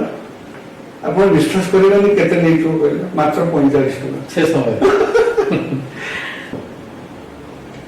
ପ୍ରକୃତରେ ଗାଁ ପାଇଁ ଯିଏ କରିଛି, ଗାଁ ଆଉ ମା ଇଏ ତ ଦି ଯାକ ସମାନ। ଆଉ ମାଟି ତାର ଉନ୍ନତିମୂଳକ ଯିଏ କାମ କରିଛି, ସିଏ ନିଶ୍ଚିତ ସମସ୍ତଙ୍କ ସାମ୍ନାରେ ସ୍ୱର୍ଣ୍ଣ ଅକ୍ଷରରେ ତା ନାଁ। ସାର୍, ଆପଣଙ୍କର ଏମିତି ପ୍ରାଇମେରୀ ଏଜୁକେସନ ଏବଂ ସେକେଣ୍ଡାରୀ ଏଜୁକେସନ ପରେ ଆପଣ ୟୁନିଭର୍ସିଟି ଏଜୁକେସନ ଯେତେବେଳେ ଆସିଲେ, କୋଉଠି ପାଠ ପଢିଲେ? ଆଜ୍ଞା, ମୋର ତ ପଢା ଦାୟିତ୍ୱ ମୁଁ କହିଛି, ମୋ ବଡ ଭାଇ ସବୁ ନେଇଥିଲେ। ମତେ ବୋଉ ବାପା ଜମି ଧାନ ଜମି ବିକ୍ରି କରିକି ପଢାନ୍ତି। ଜମିଦାରୀ ଆମର ବଡ ଜମିଦାର ଥିଲୁ। ଆମର ଝିଅ ବାହାଘର ହବ, 5 ଏକର ଜମି ବିକ୍ରି କରିଥିଲୁ। କିଛି କ୍ଷୟ ହବନି, ସମୁଦ୍ରରୁ ପାଣି ଗଲା ଭଳିଆ। ତେଣୁ ବ୍ଲାଙ୍କ ଚେକ୍, ବାହାଘର ହବ, ପରିବା ନାହିଁ, ରୋଜଗାର ନାହିଁ, ଧାନ ନାହିଁ, ବନେଇଲୁ କେବଳ ମାଛ, ଦହି, ମଇଁଷି, କ୍ଷୀର, ଛେନା, ମୁଣ୍ଡା ମୁଣ୍ଡା ଛେନା ଖାଉ, ମୁଣ୍ଡା ମୁଣ୍ଡା ଘିଅ ଖାଉ, ମଇଁଷି ଘିଅ ଭାରି ବସି ଯାଇଥିବ। ଏଇସବୁ ଭିତରେ ଆମେ ଚଳିଥିଲୁ। କିନ୍ତୁ ବାହାଘର ଆସିଲେ ଆମର ଜମି ବିକ୍ରି ହବ। ଆମେ ସେଇ ଜମି ବିକ୍ରି ହେଲା, ଭାଇ କିଛି ପଇସା ଦେଲେ, ମୁଁ ଭଦ୍ରକରେ ନାଁ ଲେଖିଲି। ଭଦ୍ରକ କଲେଜରେ ନୀଳମଣି ରାଉତରାୟ ସିଏ ସେ ତାଙ୍କୁ ବଳରାମ ସାହୁଙ୍କର ମୁଖ୍ୟ ଯେ ପ୍ରିନ୍ସିପାଲ ଥିଲେ ତାଙ୍କର ସମ୍ପର୍କ ଭଲ। ତାଙ୍କୁ କହିବାରୁ ମୋତେ ଭଦ୍ରକରେ ଗୋଟେ ସିଟ୍ ମିଳିଗଲା। ଆଜ୍ଞା ମୁଁ ଭଦ୍ରକରେ ପିୟୁ ସାଇନ୍ସ ପଢିଲି, ପିପି ପଢିଲି, ତାପରେ ଆସିଲି ରେଭେନ୍ସାରେ ବିଏସ୍ସି ପଢିଲି। ଆଜ୍ଞା ସମସ୍ତଙ୍କର ଧାରଣା ଯେ ଇଏ ତ ଭଲ ପଢୁଛି, ଇଏ ନିଶ୍ଚୟ ମେଡିକାଲ ପାଇବ। ଭଦ୍ରକର ଆସିକି ମୁଁ ରେଭେନ୍ସାରେ ପଢିଲି ବିଏସ୍ସି। ରମାଦେବୀଙ୍କ ପାଖରେ ଆମର ଗାଁର ମୋ ସାନ୍ତ ଜେଜ କୁଟୁମ୍ବର ହେବେ ନିର୍ମଳ ନାୟକ କହିଲେ ତୁ ବ୍ୟସ୍ତ ହନା, ତୁ ହଷ୍ଟେଲରେ ଆଡମିସନ କଲୁ କିନ୍ତୁ ପଇସା ତୋ ଭିତରେ ନାହିଁ, ତୁ ଏଠି ବଡ ଭାଇ ବି ଏଠି ଲ କରିବ, ଆଉ ସମସ୍ତଙ୍କର ଇଚ୍ଛା ଗୋଟେ ଲ ପଢୁ। ମୋ ବାପା ଜମିଦାର ହିସାବରେ ତାଙ୍କୁ ମେମ୍ବର ଜୁରି କରାହେଲା। କହିଲେ ତୋର ଗୋଟେ ଇଚ୍ଛା ପୂରଣ କରୁ, ବଡ ଭାଇ ଲ ପଢୁ, ତୁ ସାଇନ୍ସ ପଢ। ମୁଁ ହଷ୍ଟେଲରେ ରହିଲି, ମେସରେ ରହିଲି। ମେସରେ ଆମେ ରାନ୍ଧିକି ଖାଇଲୁ। ଆପଣଙ୍କର ଆଚାର୍ଯ୍ୟ ହରିହର, ରମାଦେବୀ, କୃପାସୁନ୍ଦର ମିଶ୍ର, ବିନୋଦ ମହାନ୍ତି, ସଚୀ ମହାନ୍ତି, ଯେତେ ବଡ ବଡ ବୁନ୍ଦାବୀ ନେତା ଆମେ ଯାଇଛୁ ତାଙ୍କ ପାଖକୁ, ଆମେ ତାଙ୍କ ସେବା କରିଛୁ। କୃପାସୁନ୍ଦର ମିଶ୍ର ମୋ ପିଠିରେ ଗୋଟେ ବିଧା ମାରିଥିଲେ, ମୁଁ ବିଏସ୍ସି ପଢୁଥିଲି। କହିଲା ଆରେ ନିର୍ମଳ ତ ନାତି ହୁଆ ଚିତ୍କାର କରୁছে কি ক্ষেত্রে ଇଏ କଣ ଦେଶ ପାଇଁ କରିବ, ବିଧା କଣ ସହିପାରୁନି, ଆମେ ସ୍ୱାଧୀନତା କରୁ ଦେଶକୁ। ଏଇସବୁ କଥା ମୋର ସ୍ମୃତି ଅଛି। କିନ୍ତୁ ମୋ ସାଙ୍ଗମାନେ ମେଡିକାଲକୁ ଗଲେ, ମେଡିକାଲ ଅଡିଟୋରିୟମରେ ଇଣ୍ଟରଭ୍ୟୁ ହେଲା, ସେତେବେଳେ ଏଣ୍ଟ୍ରାନ୍ସ ଏକ୍ଜାମିନେସନ ନାହିଁ, ମୁଁ ସିଲେକ୍ଟ ହେଇଗଲି। ସେ ଭାବିଲା ତୁ ଗୋଟେ ନିଶ୍ଚୟ ସିଆଡ଼କୁ ପଳେଇବୁ, ଆଉ ମୁଁ ଫିଜିକ୍ସ ଅନର୍ସରେ ମେଡିକାଲ ପଢେଇବି। ସିଏ କଟକରେ ରହିଲା, ମୋ ଭିତରେ ଟଙ୍କା ନାହିଁ, ମୁଁ ମେଡିକାଲ ଯାଇପାରିବି। ଭଗବାନ ଚାହିଁଛନ୍ତି ମୁଁ ଲେକ୍ଚର ହେବା ପାଇଁ, ତାଙ୍କର ଠିକ କରିଛନ୍ତି, ତେଣୁ ମୁଁ ବୋଟାନି ପଢିଲି। ଆଉ ବୋଟାନି ଆପଣ ବିଶ୍ୱାସ କରିବେନି, ରେଭେନ୍ସାରେ ଯେତେ ଉଚ୍ଚ ଶିକ୍ଷାରେ ବଡ ବଡ ପ୍ରଫେସର ଦେବେନ୍ଦ୍ର ଚନ୍ଦ୍ର ମିଶ୍ର ଡିସି, ସେ ହେଲେ principal. Professor Sarbeswar Das English, ସେ ହେଉଛନ୍ତି ମାନେ ଭାଇସ ପ୍ରିନ୍ସିପାଲ। ଆଉ ଗଦାଧର ମିଶ୍ର ବୋଟାନି ଏଚଓଡି, ସବୁ ବଡ ବଡ ସାର୍ଙ୍କର ଷ୍ଟୁଡେଣ୍ଟ। ସାର୍, ବିଜ୍ଞାନରେ ଅନେକ ଗୁଡ଼ିଏ ବିଭାଗ ଅଛି, ଯେମିତି ଅଣୁ ବିଭାଗ, ଜୀବ ବିଭାଗ। ସେମିତି ଆପଣ ଏଇ ଉଦ୍ଭିଦ ବିଜ୍ଞାନକୁ କାହିଁକି ନିଜ ସାଥୀ କଲେ? ଯେତେବେଳେ ରେଭେନ୍ସାରେ ମୁଁ ଆଡମିସନ କଲି, ମୋର ପିପିର ମାର୍କ ଗୁଡା କନସିଡର କରାହେଲା। ମତେ ମୋ ନନା କହିଲେ, ମାମୁଁ ବି କହିଲେ, ମାମୁଁ ସବୁବେଳେ ମତେ ଗାଇଡ କରିଛନ୍ତି, କାହିଁକିନା ମୋ ବୌଦ୍ଧ ସପୋର୍ଟର ଗେଲା ଭାଇ ହଉଛି ମୋ ମାମୁଁ, ସେ ପ୍ରଫେସର ମ୍ୟାଥମେଟିକ୍ସ, ସେ ଥାନ୍ତି ଫକୀର ମୋହନ, ସେ ନିର୍ଦ୍ଦେଶ ଦଉଥାନ୍ତି।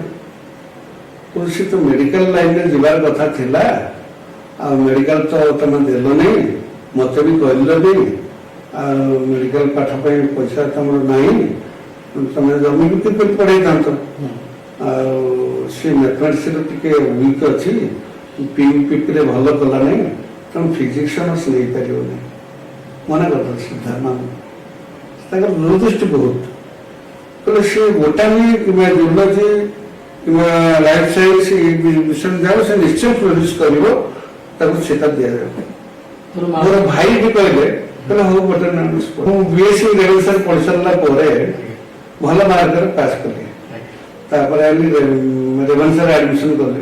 ନା, ବାଣୀବିହାର ହେଉଛି ପ୍ରାଇମ ମିନିଷ୍ଟର ବୋଟାନିର ପିଜି ବୋଟାନି ବାଣୀବିହାରରେ କରିବି। ମୁଁ ପ୍ରଫେସର ବିଦ୍ୟାଧର ପାଢ଼ୀକି ସିଧା ଦେଖା କଲି। ସିଏ କହିଲେ ତମେ ଗୋଟେ ଇଣ୍ଟରଭ୍ୟୁ ଦେବାକୁ ପଡିବ, ଇଣ୍ଟରଭ୍ୟୁରେ ଯଦି ତମେ ସିଲେକ୍ଟ ହବ, ଆମେ ତମକୁ ରେଭେନ୍ସାରେ ନେଇ ଆସିବୁ, ତମ ମାର୍କ କନସିଡର କରାହବ, ମାର୍କ ପ୍ଲସ୍ ବୋଟାନିର ଗୋଟେ ଟେଷ୍ଟ ଦେବାକୁ ପଡିବ। ସେତେବେଳେ ରିଜନାଲ କଲେଜ ଅଫ୍ ଏଜୁକେସନ ମାନେ ସେକ୍ରେଟାରିଏଟ ଶେଷ ଏଇଟା ଆରିସି, ସେଇଠି ବୋଟାନି ଚାଲିଥିଲା, ତାର ନିଜ ବିଲ୍ଡିଂ ନଥିଲା, ସେଇଠି ଇଣ୍ଟରଭ୍ୟୁ ହେଲା। ସବୁ ବଡ ବଡ ହସ୍ତି, ବିଦ୍ୟାଧର ପାଢ଼ୀ, ପ୍ରଫେସର ସତ୍ୟନାରାୟଣ ପଟ୍ଟନାୟକ, ଦିନବନ୍ଧୁ ମିଶ୍ର, ସମସ୍ତେ ଫରେନ୍ କରନ୍ତି। ମାନେ ଜ୍ଞାନୀ ଗଣିତ ଆଉ ବୋଟାନିର ଓଡ଼ିଶାରେ ଏଭଳିଆ ପୂର୍ବ ଜୋରରେ ଏମିତି କେହି ନାହାନ୍ତି। ପରୀକ୍ଷା କଲେ ଡାକିଲେ କହିଲେ ସନ୍ତୋଷ ତମ ରେଭେନ୍ସାରୁ କାହିଁକି ଆସିବ? ମୁଁ କହିଲି ଦେଖନ୍ତୁ ମାମୁଁ ମୋର ଭୁବନାନନ୍ଦ ରାୟ, ମୁଁ ତାଙ୍କ ଘରେ ପଢିବି, ଯିବା ଆସିବା କରିବି। ମୁଁ ବାଣୀବିହାରରେ ଭାଇଙ୍କ ପାଖରେ ରହୁଥିଲି, କିନ୍ତୁ ରେଭେନ୍ସା ଅପେକ୍ଷା ବୋଟାନିର ଏ ଗୁଣି ଜ୍ଞାନୀଙ୍କ ପାଖରେ ମୁଁ ପଢିବା ପାଇଁ ଚାହୁଁଥାଏ। ସେ ଭାରି ଖୁସି ହେଇଗଲେ, କହିଲେ ତମ ମାର୍କସିଟ୍ ଦିଅ, ଟିସି ଦିଅ, ଆଜି ଭିତରେ ଦେବାକୁ ପଡ଼ିବ। ବିଦ୍ୟାଧର ପାଣି କହିଲେ, ମୁଁ ତ ସାର୍ କେମିତି ଦେବି, ମୁଁ ତ ସେଠି ଆଡମିସନ କରିଛି, ଆଜି ଆପ୍ଲାଏ କଲେ କାଲିକି ଦେବି। ତ ତମକୁ 15 ଦିନ ଦିଆଗଲା, ସମସ୍ତଙ୍କୁ 15 ଦିନ ଦିଆଯାଇଛି। ଇଣ୍ଟରଭ୍ୟୁ ସରିଲା ଜୁଲାଇ 1st ୱିକରେ ତମେ ଯେମିତି ହେଲେ ଟିସି ନେଇକି ଆସିବ, ସରି ଅଗଷ୍ଟ 1st ୱିକ। ମୁଁ ସେଠୁ ମଜାରେ ପଳେଇଲି ଗାଁକୁ, ଗାଁରେ ବନ୍ୟା ହେଇଗଲା। ନା ଅଗଷ୍ଟ 1st ୱିକ ପଳେଇଲା। ମୁଁ ଗଲାବେଳକୁ ବିଦ୍ୟାଧର ପାଣି ମୁହଁ ଦୁଃଖ କଲେ, ତମେ କେମିତି ଆଣିଲନି, ତୁମ ସିଟ୍ଟା ଗଲା, ତମେ ରେଭେନ୍ସାରେ ପଢ। ମୁଁ ସେ ଜମା ନୁହେଁ, ନା ଗୋଟେ କାମ କର, ମୁଁ ତମକୁ ନିଶ୍ଚୟ ଆଣିବି, ତମେ ଆଉ 2 ଦିନ ଅଛି ମୋ ହାତରେ, ତମେ କାଲି ଆଣିପାରିବ? ମୁଁ ଆଜି ଆଣିବି। ମୁଁ ମାନେ 4ଟା ସୁଦ୍ଧା ତାଙ୍କୁ ଦେଇଦେଲି ଟିସି, ଟଙ୍କା ସବୁ ଦେଇଦେଲି। ଭାଇ ଟଙ୍କା ଦେଇଥିଲେ, ସବୁ ଆଡମିସନ ହେଇଗଲା। ମୁଁ ମାମୁଁଙ୍କ ପାଖରେ ରହି, ମାମୁଁ ସେତେବେଳେ ଡେପୁଟି ସେକ୍ରେଟାରୀ ଏଜୁକେସନ ଥିଲେ। ମୁଁ 3 ମାସ ବାଣୀବିହାରକୁ ଯିବା ଆସିବା କଲି ବସରେ। ମାମୁଁଙ୍କର ଗୋଟେ ସାଇକେଲ ଥିଲା, ସାଇକେଲ ପେଲିକି ଯାଏ। ତାପରେ ହଷ୍ଟେଲ ପାଇଲି, 2 ନମ୍ବର ହଷ୍ଟେଲ, ଗୋପବନ୍ଧୁ ହଷ୍ଟେଲରେ 175 ନମ୍ବର ରୁମରେ ମୁଁ ରହିଲି, ରୋଷେଇ କରି ଖାଇଲି। ବାଣୀବିହାରରେ ଏଇଟା ଗୋଟେ ଭଲ ସୁବିଧା, ହିଟର ସମସ୍ତଙ୍କ ଘରେ। ମାମୁଁ ଏ କଥା ଜାଣିଲେ, ତୁ ରୋଷେଇ କରି କଣ ଖାଇବୁ, ତୁ ମୋ ଘରକୁ ପଳେଇଆ, ହଷ୍ଟେଲ ଛାଡ଼ିଦେ। ମୁଁ କହିଲି ନା, କ୍ଲାସ ଭୋରୁ ଆରମ୍ଭ କରୁଛି, ସରୁଛି 5ଟାରେ, ମୁଁ ଫେରିଲା ବେଳକୁ ବସ୍ ଧରିପାରିବିନି, ମୁଁ ଏଇ ଖାଉଛି, ଆନନ୍ଦରେ ରହିବି। ତାପରେ ମୁଁ ପୁଣି ମେସରେ ମଝିରେ ମଝିରେ ଖାଇଲି। ମୋ ସାନ ଭାଇ ବି ସେଠି ଆସିକି ସେଇ ରୁମରେ ପଢିଲା, ସେ ବିଜେପିରେ କମର୍ସ ପଢିଲା। ଆମେ 2 ଭାଇ ମାଙ୍କ ଦୟାରୁ, ଜଗନ୍ନାଥଙ୍କ ଦୟାରୁ ସେଠି ରହି ମୋର MSc କଲି। ମୁଁ MScରେ ପ୍ରଫେସର ଏତେ ଖୁସି ହେଇଗଲେ, ସରସ୍ୱତୀ ପୂଜା, ଗଣେଶ ପୂଜା ଆଉ ପାର୍ଟି ମାନେ ଷ୍ଟଡି ଟୁର୍ ସବୁଥିରେ ମୁଁ ଆଗଭର। ବେଷ୍ଟ ଭଲେଣ୍ଟିୟର ଆୱାର୍ଡ ପାଇଲି, ବେଷ୍ଟ ଡେକୋରେଟର ଆୱାର୍ଡ ପାଇଲି। ବାପା ମା ଜନ୍ମ ଦେଇଥାନ୍ତି, ହେଲେ ଭଗବାନ କର୍ମ ଦେଇଥାନ୍ତି। ଭାବନା ହେଲା ଆପଣଙ୍କର ଜନ୍ମଭୂମି, କିନ୍ତୁ ଖୋର୍ଦ୍ଧା ହେଲା କର୍ମଭୂମି। ଏ ଦୀର୍ଘ ବର୍ଷ ଯୋଉ ଯାତ୍ରା, ଖୋର୍ଦ୍ଧାରେ କେମିତି ଆପଣ କର୍ମଭୂମି ଆଦରିଲେ, ସେ କଥା ଆପଣଙ୍କୁ ଟିକେ କୁହନ୍ତୁ। ବହୁତ ସୁନ୍ଦର କଥା କହିଲେ। MSc 63ରେ ମୁଁ ଗୋଟେ ଭଲ ମାର୍କ ରଖିଥିଲି। ଚାକିରି ପାଇଁ ମୁଁ ପ୍ରଥମେ ଓଡ଼ିଶା ଫରେଷ୍ଟ ସର୍ଭିସ ଦେଲି, ସିଲେକ୍ଟ ହେଇଗଲି। 25 କିଲୋମିଟର ବାରବାଟୀ ଷ୍ଟାଡିୟମରେ ଦୌଡ଼ିଲି, ରେଜଲ୍ଟ ଆସିଲା, ମୁଁ ପୋଜିସନ 13।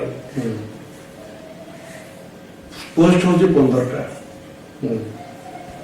ଅଇଠୁ ସାହୁ ଫରେଷ୍ଟ ମନ୍ତ୍ରୀ ଥିଲେ, ଆମର ଆଳି MLA ଶରତ ଦେବ ମତେ କଂଗ୍ରାଚୁଲେସନ ଜଣାଇଲେ, କହିଲେ ଜମିଦାର ପୁଅ କଣ ଜଙ୍ଗଲ ଜଗିବ? ମୋ ମାମୁଁ ମନା କଲେ, କହିଲେ ନାଇଁ ନାଇଁ ନାଇଁ, ତୁ ପ୍ରଫେସର ହବୁ। ମୁଁ ଷ୍ଟେଟ ବ୍ୟାଙ୍କ ଅଫ ଇଣ୍ଡିଆର ପ୍ରୋବେସନାରୀ ଅଫିସର ପରୀକ୍ଷା ଦେଲି।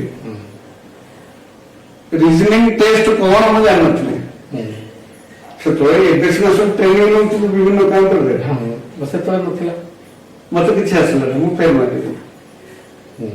ତାପରେ ପ୍ରିପେୟାର ହେଲି, ବହି କିଣିଲି, କାନାଡା ବ୍ୟାଙ୍କ ଆଉ PNB ରେ ପିଓ ପାଇଗଲି, ଗୋଟେ କାଲକାଟା, ଗୋଟେ କର୍ଣ୍ଣାଟକ।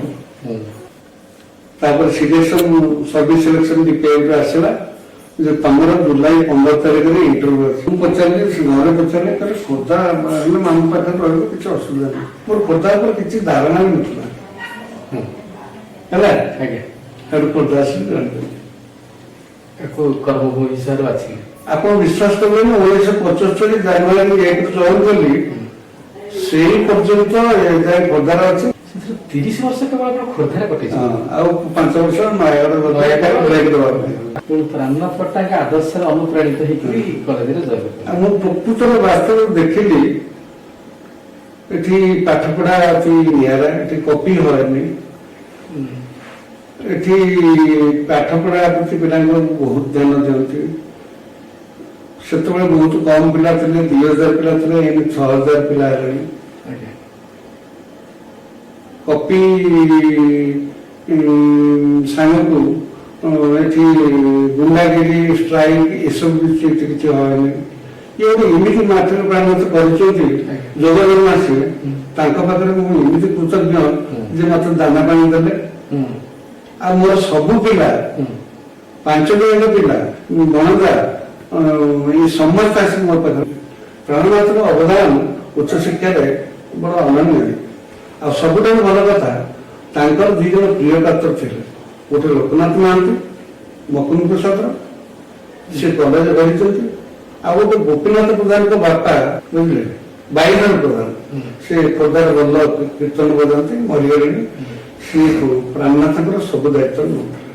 ଯୋଉ ରାସ୍ତା ତିଆରି, କଲେଜ ବିଲ୍ଡିଂ ତିଆରି, ହଷ୍ଟେଲ ହଉଛି ସେଇଠି ପ୍ରାଣନାଥ କଲେଜ ପ୍ରଥମେ ହେଇଥିଲା, ସେ ସବୁ ତିଆରିରେ ଲୋକନାଥ ମହାନ୍ତି ଆଉ ବାଇଧର ପ୍ରଧାନଙ୍କର ଅବଦାନ ଅଛି।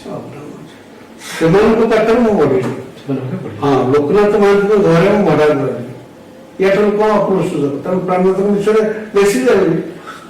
ସାର୍, ଜୀବନରେ 30 ବର୍ଷ ଗୋଟିଏ ଜାଗାରେ କାମ କରିବା କମ୍ ବଡ଼ କଥା ନୁହେଁ। ଆପଣ ଖୋର୍ଦ୍ଧା କଲେଜରେ ଯିଏ ଆପଣଙ୍କୁ ଦାନା ପାଣି ଦେଲା, ସେ କଲେଜ ପାଇଁ ଆପଣ କଣ କରିଛନ୍ତି? ସମସ୍ତେ ଏତେ ସିନ୍ସିୟର, ମୁଁ ତାଙ୍କ ପାଖରେ ମୁଣ୍ଡ ନୁହେଁ, ମୁଁ କଣ ରିପୋର୍ଟ କରିବି? ଠିକ ସମୟରେ ଆସିକି ସେମାନେ କ୍ଲାସ କରିବେ, ଠିକ ସମୟରେ ସେ କ୍ଲାସ ଛାଡ଼ିବେ, ରେଜଲ୍ଟ ପକେଇବେ, ପିଲା ଡିସିପ୍ଲିନ ମୁଁ ଜଗିଲି। ଖୋର୍ଦ୍ଧା କଲେଜ ପାଇଁ ଆପଣ କଣ କଲେ? ଖୋର୍ଦ୍ଧା କଲେଜରେ ମୁଁ ବୋଟାନି ଥିଲାବେଳେ ମୂଳରୁ ବୋଟାନି ସେମିନାର ପ୍ରତି ମନ ଦେଲି। ମୁଁ ବାଙ୍ଗାଲୋର ଷ୍ଟୁଡେଣ୍ଟ ହୁଅ, ସେଠି ଷ୍ଟୁଡେଣ୍ଟ ଲାଇବ୍ରେରୀ ଅଛି। ମୁଁ ପ୍ରିନ୍ସିପାଲ ଅମୂଲ୍ୟ ଭେରି ପ୍ରୋଗ୍ରେସିଭ ତାଙ୍କୁ ଯାଇ କହିଲି, ସତ୍ୟନାରାୟଣ ସାଙ୍ଗରେ ନେଇକି, ସତ୍ୟନାରାୟଣ ଖୁସି ହେଇଗଲେ।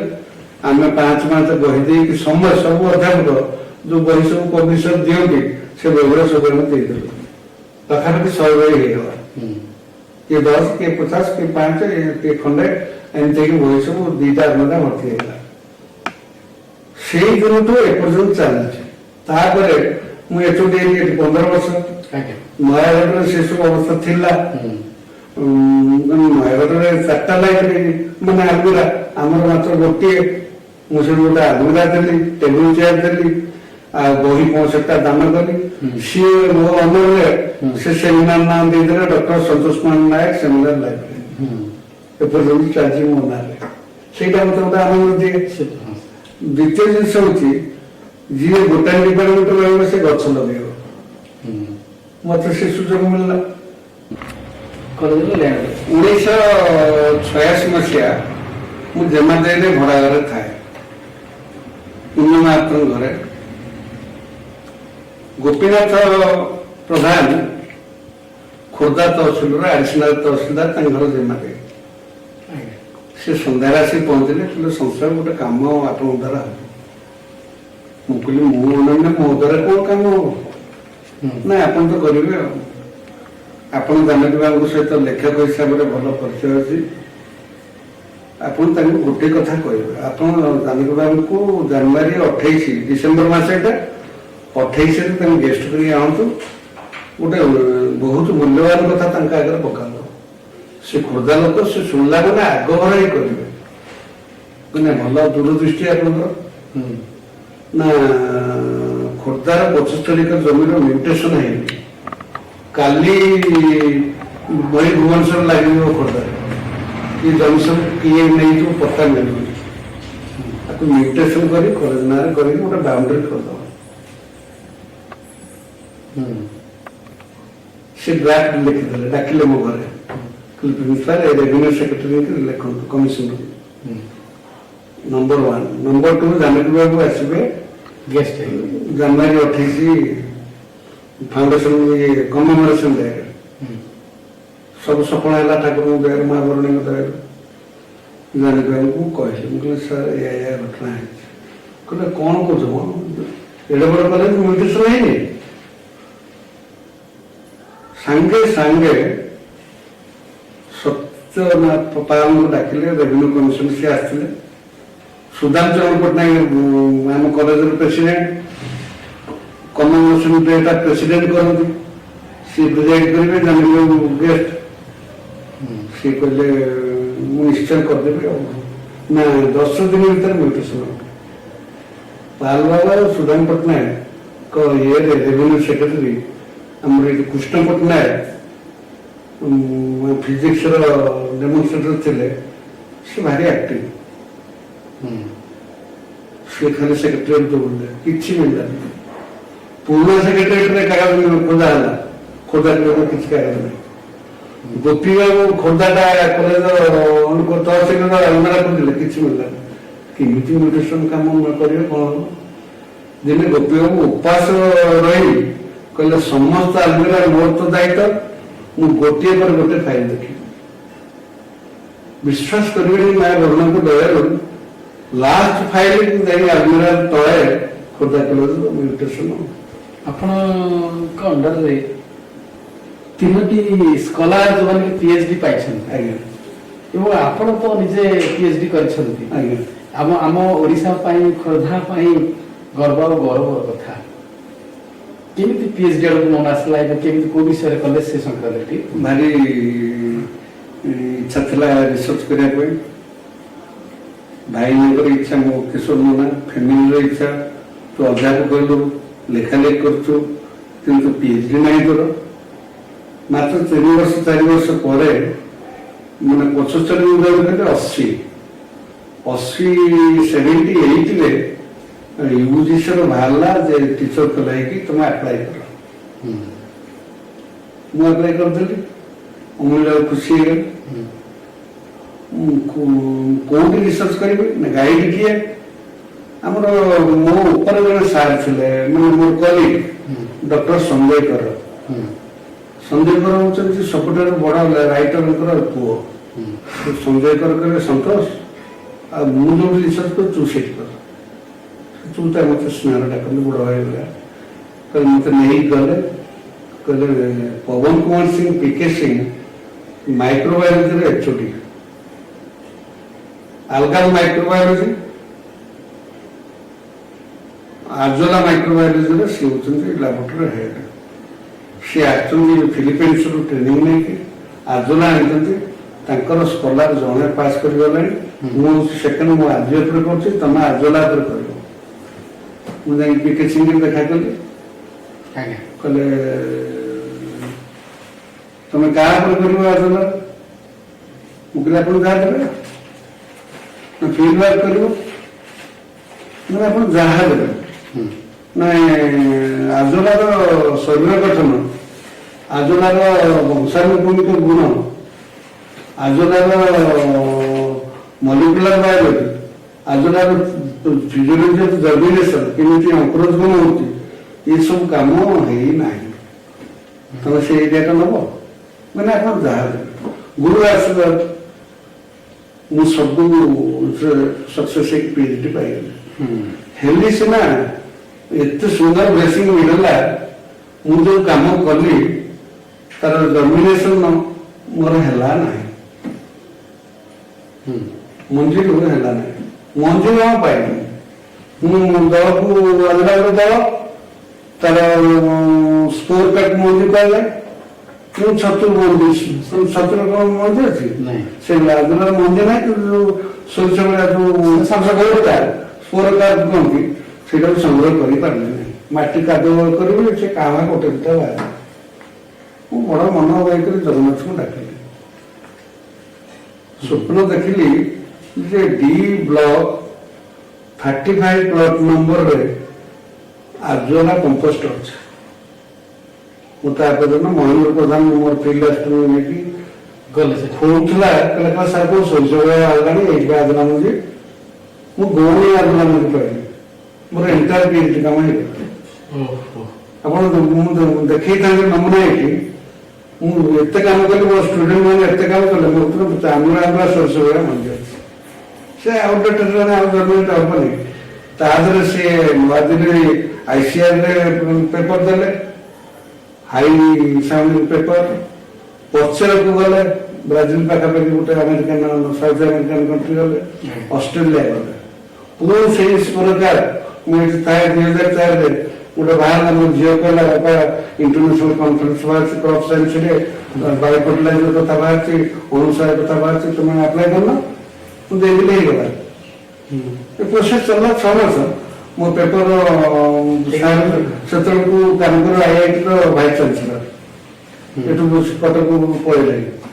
କହିଲେ କଣ ୱାଣ୍ଡରଫୁଲ ସନ୍ତୋଷ, ମୁଁ ଯାଇଥିଲି ଅଷ୍ଟ୍ରେଲିଆ ତମେ ବି ପାଇଗଲ। ମୁଁ କହିଲି ସବୁ ଆପଣଙ୍କ ଆଶୀର୍ବାଦ ଅଷ୍ଟ୍ରେଲିଆ ଯାଇକି ଆସିଲି। ସାର୍ ଆପଣ 30ରୁ ଉର୍ଦ୍ଧ୍ୱ ଜାତୀୟ ଆନ୍ତର୍ଜାତୀୟ ଏବଂ ରାଜ୍ୟସ୍ତରୀୟ କନଫରେନ୍ସରେ ଭାଗ ନେଇଛନ୍ତି ଏବଂ ଭାରତ ବାହାରକୁ ଯେତେବେଳେ ଅଷ୍ଟ୍ରେଲିଆକୁ ଆପଣ ଯାଇଛନ୍ତି ସେତେବେଳେ ଏକକାଳୀନ 1100 ବୈଜ୍ଞାନିକ ସହିତ ମିଶିବା ଇଏ କୌଣସି ଓଡ଼ିଆ ପାଖରେ ସମ୍ଭବ ନୁହଁ, କିନ୍ତୁ ଆପଣଙ୍କର ସମ୍ଭବ ହେଇଛି। ଜଗନ୍ନାଥଙ୍କ ଦୟା, ସେ ଅଭିଜ୍ଞତା ଆପଣ ଇଷ୍ଟ ହଉଛି ଯେ ବିଷ୍ଣୁ, ତାଙ୍କ ଦୟା ଛଡା କିଛି ଏସବୁ ନୁହେଁ। ମୁଁ ବେଳେବେଳେ ଭାବେ ଏଇଟା କେମିତି ସକ୍ସେସ୍ ହେଲା। ମୋ ଝିଅ କେମିତି ଦେଖିଲା ଇଣ୍ଟରନେଟରେ, ମତେ କେମିତି କହିଲା, ମୁଁ ତଳଘର କମ୍ପ୍ୟୁଟର ପେପର ତିଆରି କଲି 5 ଦିନ ଭିତରେ ପଠେଇଦେଲି। ଗୋଟେ ଜଗଦୀଶପୁରୀ ଇଣ୍ଡିଆନ ନେପାଳ ଇଣ୍ଡିଆନ ସିଏ କହିଲା ଆପଣଙ୍କ ଏଇଟା ଗୋଟେ ଅନନ୍ୟ ଇଏ ଆଉ କ୍ରପ୍ ସାଇନ୍ସରେ ଏଇଟା ସିଲେକ୍ଟ ହେଇଗଲା। ଅଷ୍ଟ୍ରେଲିଆରେ କୁଇନ୍ସଲ୍ୟାଣ୍ଡ ୟୁନିଭର୍ସିଟି ତରଫରୁ ବ୍ରିସବେନରେ ଗୋଟେ ବଡ଼ କନଭେନସନରେ ଆମେ ଯାଇକି ଯୋଗ ଦେଲୁ। ସେଠି ଦେଖିଲା ବେଳକୁ ମାତ୍ର 32 ଜଣ ଆସୁଛନ୍ତି ଭାରତୀୟ। 1100 ପାର୍ଟିସିପାଣ୍ଟଙ୍କ ଭିତରେ 32 ଜଣ ହେଉଛନ୍ତି ଭାରତୀୟ। ମୁଁ ଦେଖିଲି ପଶ୍ଚିମବଙ୍ଗ, ବିହାର, ଆନ୍ଧ୍ର, ଝାଡ଼ଖଣ୍ଡ, ଛତିଶଗଡ଼ରୁ କେହି ନାହାନ୍ତି। ମୁଁ ଏକମାତ୍ର ଓଡ଼ିଆ ଇଷ୍ଟ ଜୋନ୍। ମତେ ବହୁତ ଭଲ ଲାଗିଲା। କର୍ଣ୍ଣାଟକ ଆଉ ମହାରାଷ୍ଟ୍ର ଆଉ ICR ପୁସାରୁ ଆଉ ଉତ୍ତରପ୍ରଦେଶରୁ ପଞ୍ଜାବରୁ ପ୍ରାୟ ପାର୍ଟିସିପାଣ୍ଟ ଆସିଥିଲେ। ଆମେ ଗୋଟେ ଭଲ ହୋଟେଲରେ ରହିଲୁ। ତାଙ୍କର ସେପ୍ଟେମ୍ବର 25ରେ ଇନାଗୁରେଟ୍ ହେଲା। ମତେ ବ୍ୟାଗ୍ ବ୍ୟାଗେଜ ସବୁ ଦେଇଦେଲେ, ରେଜିଷ୍ଟ୍ରେସନ ହେଇଗଲା। ହୋଟେଲକୁ ସେମାନେ ନେଇଗଲେ। ତାଙ୍କର ଇନାଗୁରେସନ କଲେ ସାଇନ୍ସ ଆଉ ଟେକ୍ନୋଲୋଜିର ମିନିଷ୍ଟର। ସିଏ ଗୋଟେ ସାଧା ଡ୍ରେସରେ ଆସିଲେ, କୌଣସି ବଡ଼ିଗାର୍ଡ ନାହିଁ। ପୋଲିସ ଯିଏ ଥିଲେ ସିଏ ସାଧା ଡ୍ରେସ। ମୁଁ ତାକୁ ପଚାରିଲି ଆମେ ଭାରତୀୟମାନେ ଯେ ଆପଣଙ୍କର ନା ଆମର ଏସବୁ ଫର୍ମାଲିଟି ନାହିଁ। ସେ ସିଧା ମାଇକ୍ ଧରିଲେ, କହିଲେ 4th international science crop science inaugurated. ସରିଲା, ଏତିକିରେ ଇନାଗୁରେସନ ହେଇଗଲା। ତାପରେ ଆମେ ଗଲୁ ଏକ୍ଜିବିସନ ବେଳକୁ। ଏକ୍ଜିବିସନ ବୁଲିକି ଆସିଲା ପରେ ଗୋଟେ ଟି ପାର୍ଟି ହେଲା। ଏତେ ହାଇ ଲେଭେଲର ଟି ପାର୍ଟି, ମୁଁ ସେ କେକ୍ ଫେକ୍ ଗୁଡା ଖାଇବାକୁ ଯାଉଥିଲି। ଗୋଟେ ବୈଷ୍ଣବ ବୋଲି ଗୋଟେ ଆମେରିକାନ ହିନ୍ଦୁ, ସିଏ ପରିଚୟ ହେଲା। ତମେ ଗୁଡା ଖାଅନି, ହିନ୍ଦୀରେ ମତେ କହିଲେ ଏସବୁ ବିଫ୍। ଓହୋ, ଗୋଟେ ସୁନ୍ଦର ସଜା ହେଇଛି ବିଫ୍, ତମେ କେବଳ ଆକୁ ଖା, ଆଉ କିଛି ଖାଅନି। ମତେ ଏଇଟା କିଏ କଲା? ଜଗନ୍ନାଥ ମତେ କଲା। ସେଇଟା ମତେ ଆଶ୍ଚର୍ଯ୍ୟ ଲାଗେ। ତାପରେ ସେ କହିଲେ ଆପଣଙ୍କର ଓଡ଼ିଆ ଶିଳ୍ପୀମାନେ ଆମେ ଏଡ଼େ ସୁନ୍ଦର ଜଗନ୍ନାଥ ମନ୍ଦିର କରୁଛୁ, ଆପଣ ଯଦି କେବେ ଆମେରିକା ଆସନ୍ତି ଦେଖିବେ ଆମ ଜଗନ୍ନାଥ ମନ୍ଦିର। ସେ ଗୋଟେ ଭାରି ଆନନ୍ଦ ଥିଲା। ଆଉ ଯୋଉ କେରଳୀ 2 ଜଣ ମୋ ପାଖରେ ରହିଲେ ହୋଟେଲରେ, ଭାରି କୋଅପରେଟ୍ ଥିଲେ। ମୁଁ କ୍ୟାମେରା ନେଇନଥିଲି, ତାଙ୍କ ପାଖରେ ପାୱାରଫୁଲ କ୍ୟାମେରା ଥିଲା। ମୋର ସବୁ ଫଟୋ ଉଠେଇଲେ, ଇଣ୍ଟରନେଟରେ ମୋତେ ପଠେଇଲେ, ଆପଣଙ୍କୁ ସେ ଫଟୋ ଗୁଡ଼ା ଦେଖେଇଲି। ଆମେ 4 ଦିନ କନଫରେନ୍ସ ବିଭିନ୍ନ ସେସନ ଆଟେଣ୍ଡ କରିସାରିଲା ପରେ ଆମକୁ ନେଲେ କୁଇନ୍ସଲ୍ୟାଣ୍ଡ ୟୁନିଭର୍ସିଟି ଗ୍ୟାଟନ କ୍ୟାମ୍ପସ୍। ଗ୍ୟାଟନ କ୍ୟାମ୍ପସଟା ପୁରା ଏଗ୍ରିକଲଚର। ସେଠି ଗହମ ଫିଲ୍ଡ, ପିଆଜ ଫିଲ୍ଡ, ଅରେଞ୍ଜ ଫିଲ୍ଡ, ଆନିମାଲ ହଜବେଣ୍ଡରୀ ଇତ୍ୟାଦି ଇତ୍ୟାଦି ବୁଲିକି ଆମେ ଗଲୁ ପାଇନାପଲ ଫିଲ୍ଡ କି ଆଖି ପାଇଗଲେ ପାଇନାପଲ ପରିମାଣର ହେଇଛି। ତାପରେ ପୁଣି ଦିନ ଗଲୁ ଗୋଲ୍ଡ କୋଷ୍ଟ, ପୃଥିବୀର ସବୁଠାରୁ ବଡ଼ କୋଷ୍ଟ ସେଟା ପୁରୀ ସି ବିଚ୍ ଠାରୁ ଆହୁରି 1000 ଗୁଣରେ ଉନ୍ନତ, ଯୋଉଠିକି ସେଟା ଗୋଟେ ସ୍ୱପ୍ନ ଦେଖିବାର ଅଛି। ତାପରେ ଗଲୁ ସନସାଇନ୍ ଫିଲ୍ଡ କୋଷ୍ଟକୁ, ତାପରେ ଯୋଉ ଅଷ୍ଟ୍ରେଲିଆ ଜୁ ଗଲୁ, ଏଇସବୁ ଜାଗା ବୁଲିକି ସିଙ୍ଗାପୁରରେ 2 ଦିନ ରହି ଫେରିଲି। ତାପରେ 2018ରେ ମୁଁ କୋରିଆ ଗଲି, ଝିଅ ଥିଲା ମଝିଆ ଝିଅ, ସେଠି ମାସେ ଉପରେ ରହିକି ସବୁ ବୁଲିକି ଆଇଲି। ଏଇଟା ହଉଛି ମୋର ଇଣ୍ଟରନ୍ୟାସନାଲ କନଫରେନ୍ସର ଏଇସବୁ ଅନୁଭୂତି। ମୁଁ 4ଟା ଇଣ୍ଟରନ୍ୟାସନାଲ କନଫରେନ୍ସ, ଦିଲ୍ଲୀରେ 2ଟା, ଭୁବନେଶ୍ୱର ଗୋଟେ 3ଟା, ଆଉ ଅଷ୍ଟ୍ରେଲିଆରେ ଗୋଟେ 4ଟା, ସବୁଥିରେ ଭଲ ପାର୍ଟିସିପେଟ୍ କରିଛି, ପେପର ପଢିଛି ଆସିଛି। ସେଇଟା ମତେ ଏବେ ବି ଆନନ୍ଦ ଦଉଛି। ବହିଗୁଡ଼ା ଖାତା ଗୁଡ଼ା ଅଛି। ଆଉ ମୋର PhD କାମ ଭିତରୁ ଗୋଟେ ବହୁତ କମ୍ପ୍ଲିକେଟେଡ ପ୍ରବନ୍ଧ ମାଜରାର, ସେଟା ଜାପାନର ସାଇଟୋଲୋଜିଆରେ ପ୍ରକାଶ ପାଇଲା। ସବୁଠାରୁ ଲାଙ୍ଗେଷ୍ଟ ପେପର, 19 ପେଜ। ସେ ମାଗିଲେ 50,000 ୟେନ୍ ଦିଅ। ମୋର ସାର୍ PK ସିଂ ମନା କଲେ, କହିଲେ ନା ଆପଣ ନ ଛପେଇଲେ ନାହିଁ ଆମେ ଦେବୁନି। ସେ ତାଙ୍କ କମିଟି ବସିଲା, କହିଲେ ସେ ନଦେଲେ ନାହିଁ ଆମେ ଛପେଇବା। ସେ ପେପର ମୁଁ ଆପଣଙ୍କୁ ଦେଖେଇଲି। ସୁନ୍ଦର କଥା ସାର୍ କହିଲେ। ମୁଁ ବହୁତ ଗୁଡ଼ିଏ ନ୍ୟାସନାଲ କନଫରେନ୍ସ ଆଉ ସେମିନାର ଆଟେଣ୍ଡ କରିଛି ଭାରତରେ, ଆଉ ଇଣ୍ଟରନ୍ୟାସନାଲ କନଫରେନ୍ସ 4ଟା ଆଟେଣ୍ଡ କରିଛି। ସୁଯୋଗ ମିଳିଥିଲା, କିନ୍ତୁ UGC ଆଉ ପଇସା ମତେ ଦେଲେନି। ମୁଁ UGC ପଇସାରେ ଅଷ୍ଟ୍ରେଲିଆ ଯାଇଥିଲି। ସମସ୍ତେ ଆଶ୍ଚର୍ଯ୍ୟ ହେଲେ, UGCରେ ଆପଣ କେମିତି ପାଇଲେ? ଯାହା ସୌଭାଗ୍ୟ ମିଳିଲା। ମୁଁ ଅଷ୍ଟ୍ରେଲିଆରୁ ଫେରି ସାରିଲା ପରେ ମୋର ଗୋଟେ ପେପର ଜାପାନରେ ସାଇଟୋଲୋଜିଆରେ ବାହାରିଲା। ସାଇଟୋଲୋଜିଆରେ ଯଦି ପେପର ବାହାରିଲା, ଆପଣ ବିଶ୍ୱ ପ୍ରସିଦ୍ଧ ହେଇଗଲେ ସେଇ ଲାଇନରେ। ମୁଁ ସ୍ପୋରକା ପରେ 5 ନମ୍ବର ରିସର୍ଚ୍ଚର ୱାର୍ଲଡରେ। ଆପଣ ଇଣ୍ଟରନେଟରେ ସନ୍ତୋଷ କୁମାର ନାୟକ ଦେଖିଦେବେ, ମୋ ନାଁ ଆଗେ ବାହାରିବ, ମୋ ପେପର ବାହାରିବ, ମୋ ଫଟୋ ବାହାରିବ। ସାଇଟୋଲୋଜିଆରେ ସେଭଳି ମୋ ନାଁ ବାହାରିଲା।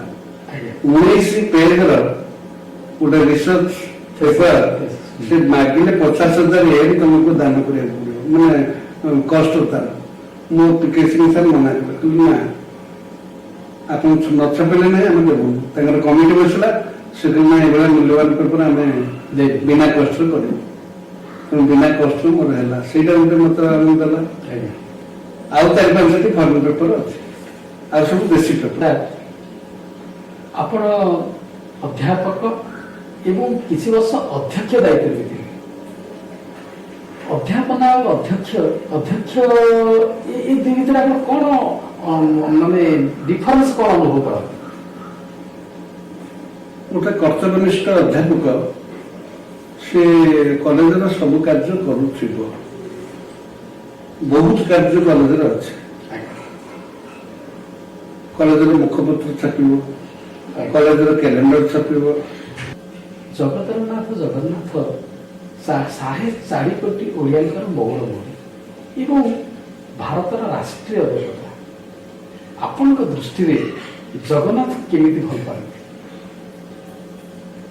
ମୁଁ କଟକରେ 1969ରୁ 71 ଯାଏ BSc ପଢିଲି। ବାଣୀବିହାରରେ 71ରୁ 73-74 ଯାଏ ପଢିଲି। ବାଣୀବିହାରରେ MSc ସାରିଲା ପରେ ଗାଁରେ ବସିଛି, ମୋ ବୋଉ କହିଲା ଯେ ତୁ ଟିକେ ଗୋଠେଶ୍ୱର ମନ୍ଦିର ଯା, ନୃସିଂହ ମନ୍ଦିର ଯା, ଆଖଣ୍ଡଳମଣି ଯା।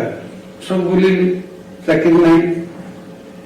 ମୁଁ ଦଉଛି RBI, ମୁଁ ଦଉଛି OFS, IFS, agriculture research service, ଗୋଟେ ପରେ ଦଉଛୁ, କୋଉଟାରେ କଟି ଯାଉଛି, ଯୋଉଟା ହଉଛି ଯାଉନି।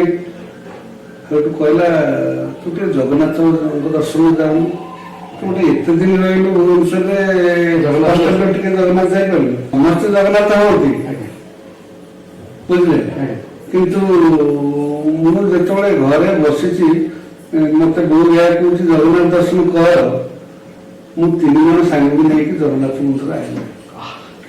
ମୁଁ ଚାଲୁଆରେ ସନ୍ଧ୍ୟା ଭିତରେ ପହଞ୍ଚିଲି। ଭଦ୍ରକରେ ସେଠି ଆମର କମ୍ୟୁନିକେସନ ତ ନାହିଁ, 6 ଧରିକି ଆସିଲି ପୁରୀ, ପୁରୀ ହାওড়ା ପ୍ୟାସେଞ୍ଜର। ଭାଗ୍ୟ ଗୋଟେ ସଂସ୍କୃତ ବିଦ୍ୟାଳୟ ଛାତ୍ର ଦେଖାଲା ଆମ ପାଖାପାଖି ଗାଁର, ସେଠୁ ତମେ କୁଆଡ଼େ ରହିବ, ଆମ ହଷ୍ଟେଲରେ ରହିଲା। 3 ଜଣ ଆମେ ରହିଲୁ। ସକାଳୁ ଜଗନ୍ନାଥ ମନ୍ଦିର ଦର୍ଶନ ହେଲା। ଜଗନ୍ନାଥ ମନ୍ଦିର ଦର୍ଶନ ସାରି କି ମାୟା ସେଦିନ ଲାଗିଛି, ମାନେ 1964 ମସିହା କଥା ଏଟା। ସେଇଦିନ ଠାରୁ ମୋର ଜଗନ୍ନାଥ ମୁଁ ନୃସିଂହକୁ ଧରିଥିଲି। ମୁଁ ପୁରୀରେ ଦେଖିଲି ମତେ 30 ଜାଗାରେ ନୃସିଂହ। ନୃସିଂହ ଜଗନ୍ନାଥ କିଏ ଏକା? ଜଗନ୍ନାଥ ମହାପ୍ରଭୁଙ୍କ ଆଦ୍ୟ ରୂପ ହଉଛନ୍ତି ନୃସିଂହ। ଜାଣିବେ ନା? ହଁ ନାଇଁ, ସେଠି ଭାଗବତର ପ୍ରଥମ ଲେଖା ନମଃ ନୃସିଂହ ଚରଣ ଲେଖିଛନ୍ତି। ନୃସିଂହ ସେ ପ୍ରଥମ ଆଜ୍ଞା ସାର୍ ବୈକୁଣ୍ଠ ସଭା 4 ଦିନ ଯାଇନି, ଚିଠି ଆସି ପହଞ୍ଚିଲା ପ୍ରଫେସର ସତ୍ୟନାରାୟଣ ପଟ୍ଟନାୟକ। କିନ୍ତୁ ଜଗନ୍ନାଥ ମହାପ୍ରଭୁ କହିଲା ତମେ ଖୋର୍ଦ୍ଧାରେ ଆସି ଜଏନ୍ କରିବ କି? ପି ସତ୍ୟନାରାୟଣ ଏଚୋଡି ବୋଟାନୀ ସବୁବେଳେ କହୁଛନ୍ତି ଗୋଟେ ଲେକ୍ଚର ଦିଅ।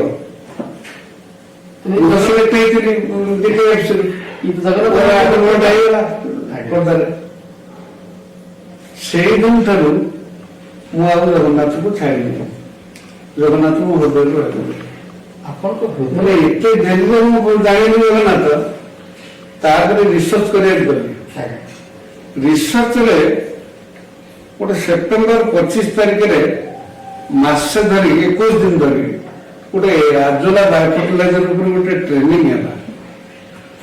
ସେଥିରେ ସାରା ଭାରତର district agriculture officer, deputy district agriculture officer, ପାଖାପାଖି 1500 ଲୋକ ସେଠି ହଷ୍ଟେଲ ଅଛି କୃଷିଆରେ ସବୁ ଆସିକି ରହିଲେ।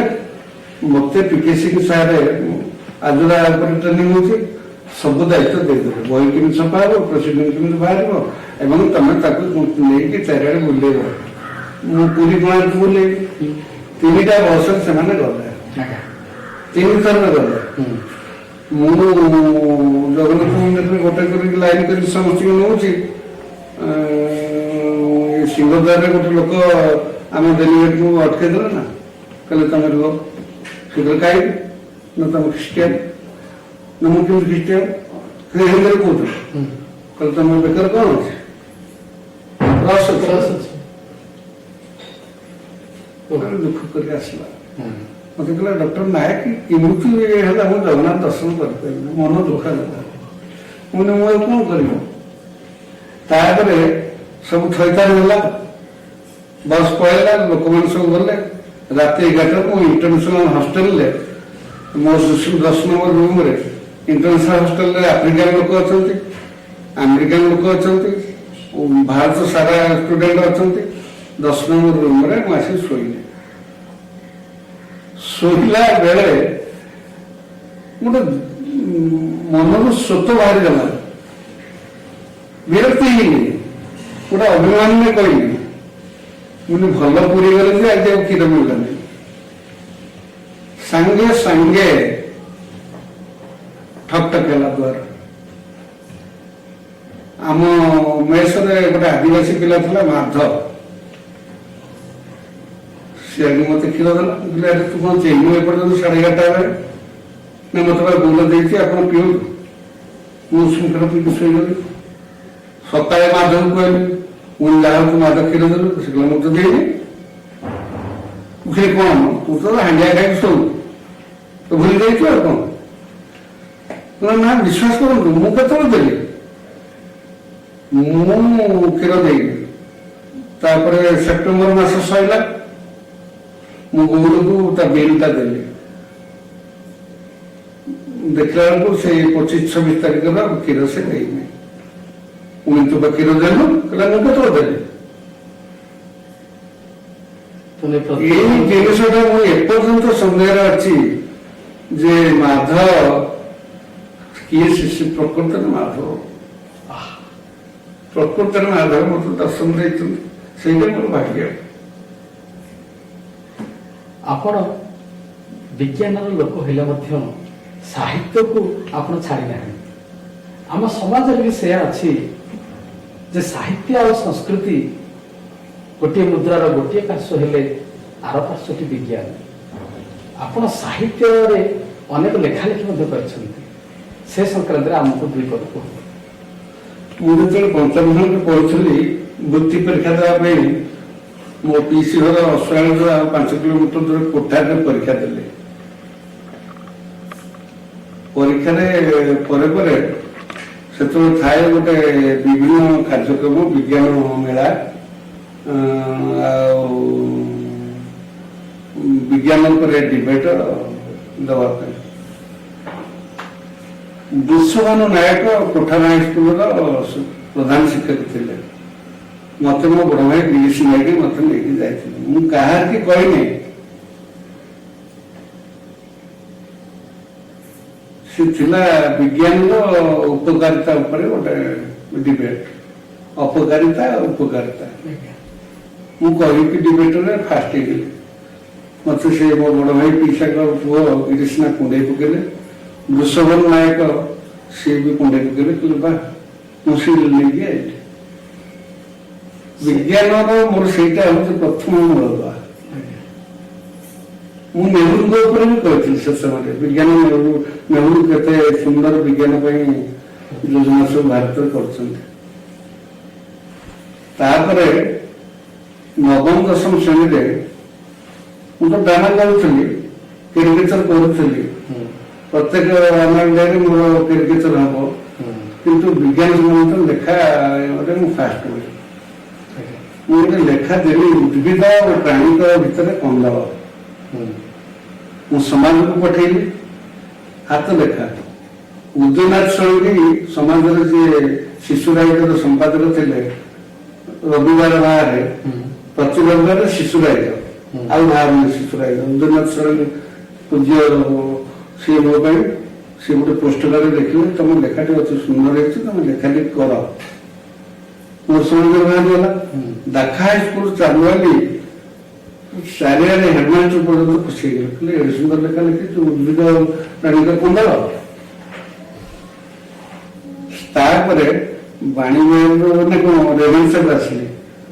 ରେଭେନ୍ସାରେ ରମାଦେବୀ ଆଉ ସେତେବେଳେ ହରିହର ଆଚାର୍ଯ୍ୟ ବେଡ୍ ହେଇଗଲେ, ତାଙ୍କୁ ସେବା କରୁଛନ୍ତି ସତୀ ମହାନ୍ତି।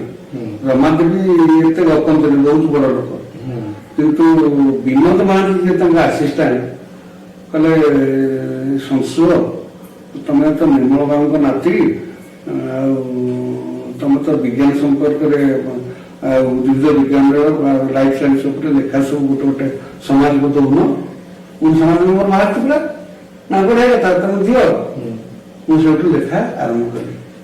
ତାପରେ ବିନୋଦକୁ କହିଲେ ତମର ଅଲ ଇଣ୍ଡିଆ ରେଡିଓରେ ତମେ ଭାଗ ନିଅ ହେଲା। ଅଲ ଇଣ୍ଡିଆ ରେଡିଓରେ ଆମର ତ୍ରିଶୂଳ ନାଟକ ଗୋଟେ ହେଲା, ସେଥିରେ ଭାଗ ନେଲି। ପୁରା ଫୁଲ କମେଡି ଆଉ ବିଜ୍ଞାନ ଭିତ୍ତିକ କାର୍ଯ୍ୟକ୍ରମ ଭାଗ ନେଇଛନ୍ତି ଆପଣ। ତାପରେ ମୁଁ ଯେତେବେଳେ 1980ରେ ରିସର୍ଚ୍ଚ କରିବାକୁ ଗଲି, 80ରୁ 83 3 ବର୍ଷ ଯାକ ମତେ ଆଉ ଅଲ ଇଣ୍ଡିଆ ରେଡିଓ ଫୁର୍ସତ ଦେଇନି। ସବୁବେଳେ ଚିଠି ପଠେଇବେ ଯେ ତମେ ଆସି ବିଜ୍ଞାନ ପତ୍ରିକାଟାକୁ ଏଡିଟ୍ କର, ବିଜ୍ଞାନ ଜୋକ୍ସ ଦିଅ ଆଉ ବିଜ୍ଞାନ ଉପରେ ଲେଖା ପ୍ରକାଶ କର, କୁହ। ମୁଁ ଏଇଭଳିଆ ଉଚ୍ଚ କୋଠରରେ କାଠରେ ମୁଁ ସୁନ୍ଦର ଥିଲି, ମୋ ରେକର୍ଡିଂ ହୁଏ। ମୁଁ 83 ପର୍ଯ୍ୟନ୍ତ ଭଲ କରିଛି, ତାପରେ ଖୋର୍ଦ୍ଧା ପଳେଇଲେ ଆଉ କରିନି।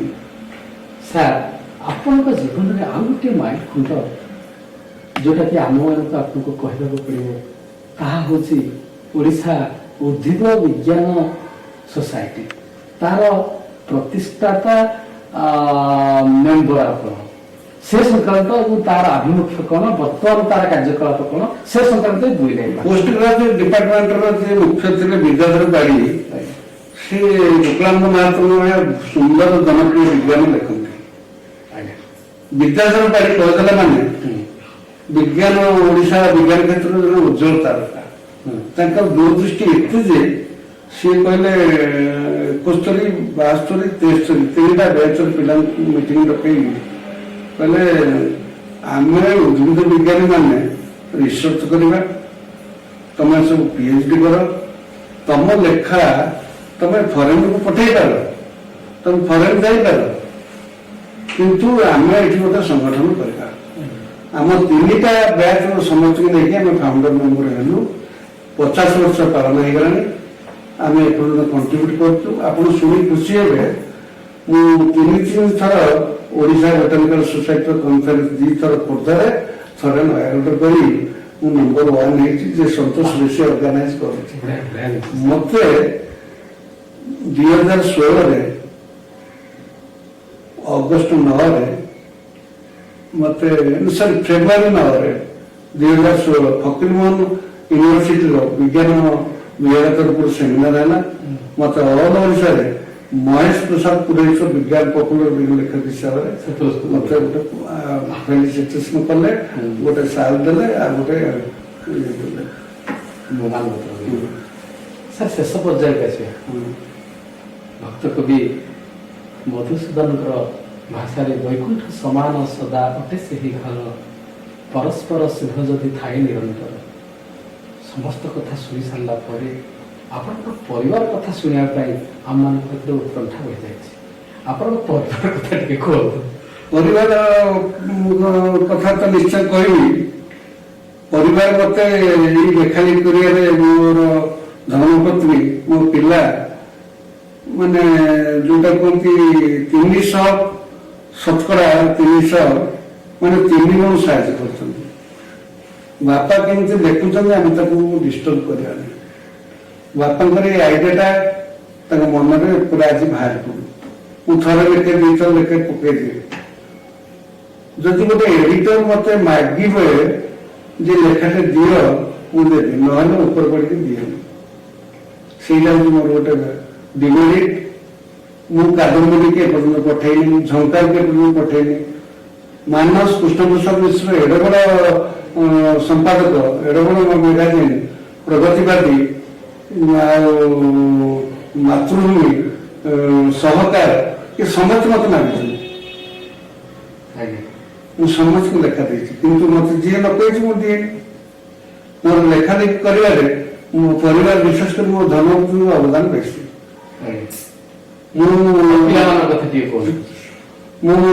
लेखा लेखी आरंभ कली प्रथम जो खोर्धा कलेज रही गोटे ड्रामा कली काढ़ मर्दन एत खोर्धार माने हिट कला से ड्रामा समस्त रात देखा खोर्धा सहर फुल कमेडी से पाने पर्यटन सब जी मो ड्रामा हिरो होते मो साथ मणिबाग भी कर कमर्स डिपार्टमेंट तरफ वार्षिक उत्सव है कहले मर्चर मंदिर गोटे ड्रामा कली फुल कमेडी हस्टेल रामकृष्ण मिश्र आज मलि मत रखेदेले कहले हस्टेल आनुआल ड्रामा तुम गोटे बही लिख गोटे अकल गुरुम गोटे ड्रामा कली से बहुत हिट है आउ गोटे ड्रामा हूँ से कथा उठानी तार सब बड़ बड़ एक्टर ये कुआड़ बड़ अफिसर से आसी कि मनोरंजन दास मुझे गिरीश नायक मो भाई कहले गिरीश भाई तो ह्यूमर से तेणु 5टा ड्रामा गोटे फ्लो आतंक ये किरण पुओ अमूल पुओ मत बाध्य करे कहले सार ये ड्रामाटा आप डिरेक्शन दिखाँ देखु ये 5टी ड्रामा मोर बही छपे डिरेक्शन देती बहुत प्रशंसा पाई से मोर नाक प्रोब्लेम है रात अंदर हो पारे मु ड्रामा लाइन पूरा प्राय छाड़देली किंतु ह्यूमर्स गप मत समस्त कहते रमेश महंत गोपाल कृष्ण दास सामने मो स्टूडेंट हेले भी सब प्रेरणा देवी सार आप लिखु कि कलेज काम व्यस्त रही आउ लिखिपारे आम गोटे बही बाहर मकन माझी आउ गोटे बही बाहर से देखिए से विश्व मुक्ति पाइब पिला कथा पिला मोर जगन्नाथ दया नरसिंहनाथ दया 3 झील आ 2 पुओ 3 झील भितर बड़ झील से तो कहते बड़ माछर कंटा सार आज्ञा से समस्त लीड करगला आज्ञा तार द्वारा परिचालित समस्त तारी आदर्श सब भाई बहन गुड़ा बढ़िया सी सीट टेक्नोलोजी पीएचडी कला आ मो जोई जे सी farm engineering principal scientist cotton technology Mumbai ICR under the जन जाक चाकरी करते किंतु भणा भाणी नाती नातुणी हबार झील चाकरी छाड़देला सेकेंड झील अलगा बायोटेक्नोलॉजी पीएचडी कला दिल्ली यूनिवर्सिटी से जोई आज आबुधाबी काली सिंगापुर काली कोरिया नाम सी आ चाकरी करला ना एवं पिला बढ़ले से लंडन चाकरी कर अलगा बायोटेक्नोलॉजी भल एरियाटा कर मोलिकुलर बायोलॉजी थर्ड झील सी कंप्यूटर साइंस इंजीनियरिंग आउ एमसीए दुईटा जिन पोस्ट ग्रेजुएट कर यूनिवर्सिटी पीएचडी कर तीन जन जाक डॉक्टरेट सी एसोसिएट प्रोफेसर अच्छे सीडाक सीडाक मैंने गवर्नमेंट ऑफ इंडिया प्रत्येक राज्य कंप्यूटर डेवलपमेंट सेंटर अच्छे विभिन्न एडमिशन हो पोस्ट ग्रेजुएट हो डिप्लोमा हो डिग्री भी हो सब बाहर कंट्री साइंटिस्ट मैंने आसे ट्रेनिंग दूसरी यूजी स्केल पार्टी जो एलएनटी अच्छा एलएनटी सीनियर मैनेजर हो मध्य डायरेक्टर अच्छी पावर गोटे ग्रिड कॉर्पोरेशन अच्छी आ बड़ पुओ सी आईटी इंजीनियर राउरकेला पास कर गला सी गोटे एनआरआई अच्छा नोएडा से मल्टीनेशनल कंपनी सी अच्छी सिस्टम इंजीनियर एने सीनियर मैनेजर हो सामना इलेक्ट्रिकल इंजीनियर घन पूरी जो पास करता इलेक्ट्रिकल से जहाँ सागे सागे चाकरी पाईगला सीमेंस पावर से सीनियर प्रोजेक्ट मैनेजर आ से बहु बड़ बहु से भी लेक्चरर थिला एबे छाड़ी देकी पुओटे बोली सामान बहु से भल चाकरी करता electrical engineer motor company auditor थिला छाड़देला पिला सब हबार भगवान दयार जगन्नाथ आशीर्वाद सब अच्छी ठीक प्रकृति जिते कहते भी आप कथा सर एमती क्वचित कम लोक पाखे भाग्य ये कथा जुटे आपण तो ओडिशार गर्व गौरव आज आमरी शक्ति तरफ आपण सानिध्य लाभ कर आपण सहित आराम कर आमरी शक्ति तरफ सर आपन को विशेष करके प्रमोद बाबू ओडिशा रे गोटे उदीयमान संस्था से केवल 25 नुहति स्वप्न बहुत उच्चरे आप भाई सुंदर भाव में मत बहुत जटिल प्रश्न पचार मु ठीक उत्तर दे पारे तथापि आपण केतटा उत्तर बहुत सक्षम होती आपण दी जन को आमर विशेषकर आम बाबू को समस्त को बहुत धन्यवाद दूसरी मत सुजोग देखिए सर नमस्कार नमस्कार पुणी अन्य एक अध्याय नूतन अतिथि की नहीं आपण पाखक आम आस हाँ एति अनुरोध करी आम चैनल को आप सब्सक्राइब करूँ लाइक करूँ एवं मतामत देवा भूल शेष आपण मानकर सुचिंत मतामत को अपेक्षा करी आज ये रही जय जगन्नाथ नमस्कार मिसेस अनुराधा नायक मोर विवाह 47 वर्ष पहुंची मोर परिवार मो स्वामी सहित बहुत आनंद दिन बीते खुशी परिवार बहुत अवदान कर जहाँफल कि मोर कौन दिन कि किसी असुविधा कही ना मो बापा पारादीप विशिष्ट कंट्राक्टर स्वर्गत विष्णुचरण भूया मुझे बड़ झी मु बहुत आनंद दिन पाखे कटे शाशुघर मोर बड़ जमीदार बड़ी परिवार विवाह है ମୁଁ ବହୁତ ଭାଙ୍ଗି ପଡ଼ିଥିଲି ଯେ ଏତେ ବଡ଼ ପରିବାରରୁ ମୁଁ ନେଇ ଚଳେଇ ପାରିବି ତ, କିନ୍ତୁ ସାରଙ୍କ ସ୍ନେହ ସହାନୁଭୂତି ଓ ପରିବାରର ସ୍ନେହରେ ମୁଁ ଏଭଳି ଭୁଲିଗଲି ଯେ 47 ବର୍ଷ କେମିତି ବିତିଗଲା ମୁଁ ଜାଣିପାରିଲି ନାହିଁ। ଆଉ ସାରଙ୍କ କ୍ୟାରିୟର ବିଷୟରେ ମୁଁ ଯାହା ଯେବେଠୁ ତାଙ୍କ ସହିତ ମିଶିଲିଣି, ସେ ଲେଖାଲେଖି ପଢ଼ାପଢ଼ିରେ ସବୁବେଳେ ବ୍ୟସ୍ତ ଥାନ୍ତି। ଚାକିରି ଜୀବନରେ କଲେଜର ଉନ୍ନତି, ପିଲାମାନଙ୍କୁ ଭଲ ଶିକ୍ଷା ଦେବାରେ ସେ ସବୁବେଳେ ଅଗ୍ରସର ଥାନ୍ତି। ଆଉ ମୋ ପରିବାର ପାଇଁ ତାଙ୍କର ବହୁତ ଅବଦାନ ଅଛି। ପିଲାମାନଙ୍କୁ ଭଲ ମଣିଷ ଗଢ଼ିବାରେ ସେ ଶକ୍ତି ପ୍ରଦାନ କରିଛନ୍ତି ମୋତେ। ଆଉ ମୁଁ ପ୍ରଭୁଙ୍କୁ ଡାକୁଛି ତାଙ୍କର ଏ ଅବସର ପ୍ରାପ୍ତ ଜୀବନ ବଡ଼ ସୁଖ ଓ ନିରାମୟରେ କଟୁ। ପିଲାମାନଙ୍କୁ ନେଇ ଆମେ ନାତି ନାତୁଣୀଙ୍କ ସହଜରେ ଆନନ୍ଦରେ ସମୟ କାଟୁ।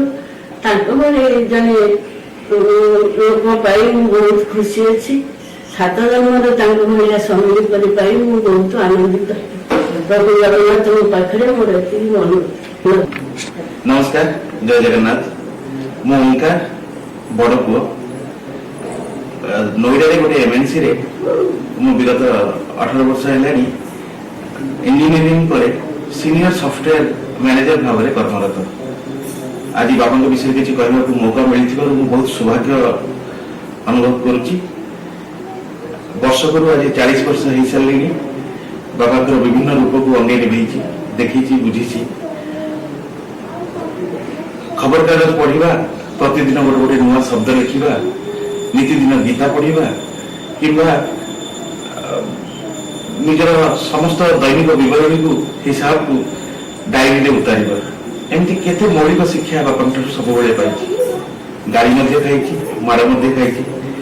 आज ये बयस में बुझी सारी से गाड़ी माड़ गुड़िक से भल पाइबा सहित आम समस्त भाई भौणी सुआशीर्वाद। प्रभु लक्ष्मी नृसिंह पाखे एति विनती एति कामना श्री जगन्नाथ पाखे मो बापा बो सब खुशी हर्ष उल्लास निरोग्य जीवन अतिबाहित करंतु एवं खुशी रुहतु।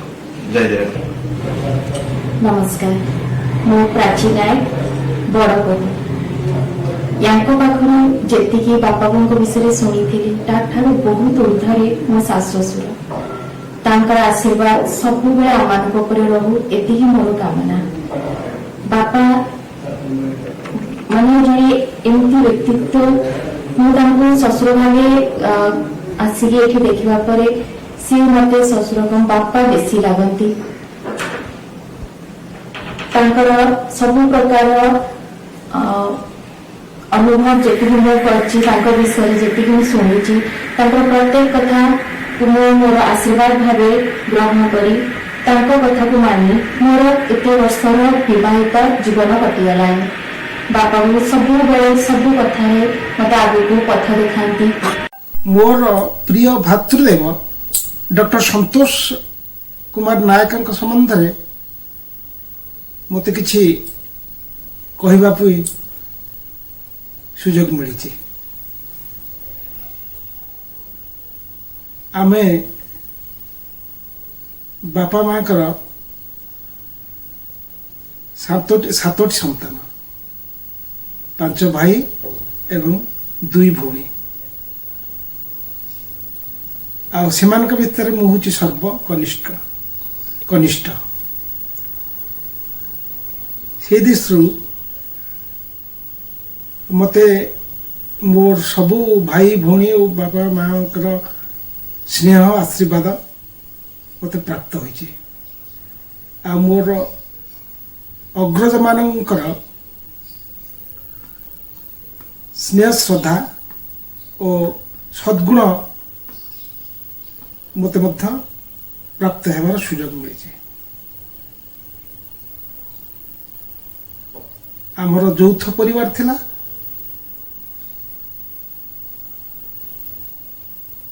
प्रति वर्ष पूजा छुट्टी, ग्रीष्म अवकाश एवं खरा दिन धान कटा छुट्टी सबू आम प्रिय ग्राम भामंडा भास्कर भवन अतिबाहित होता। से दिन गुड़िक आम समस्त गौरवमय एवं सुवर्ण समय सब थिला से दिन गुड़िक मध्य प्रत्येक दिवस सका निहाती 2 घंटा पाठ पढ़ा तापरे साधारण ज्ञान चर्चा संगीत चर्चा आउ आमर घरे स्थित वैष्णव पाठागार पुस्तक गुड़िकर रक्षणाबेक्षण एरक विभिन्न बगीचा रे काम विभिन्न काम भीतर किमिति दिन गुड़िक कटि जाए आम जापारूना यही सबूर परंपरार गुड़िकर प्रवर्तक थिले आमर भ्राता डॉक्टर संतोष कुमार नायक तांकर सद्गुण मु बहुत शिक्षा करी निष्ठापर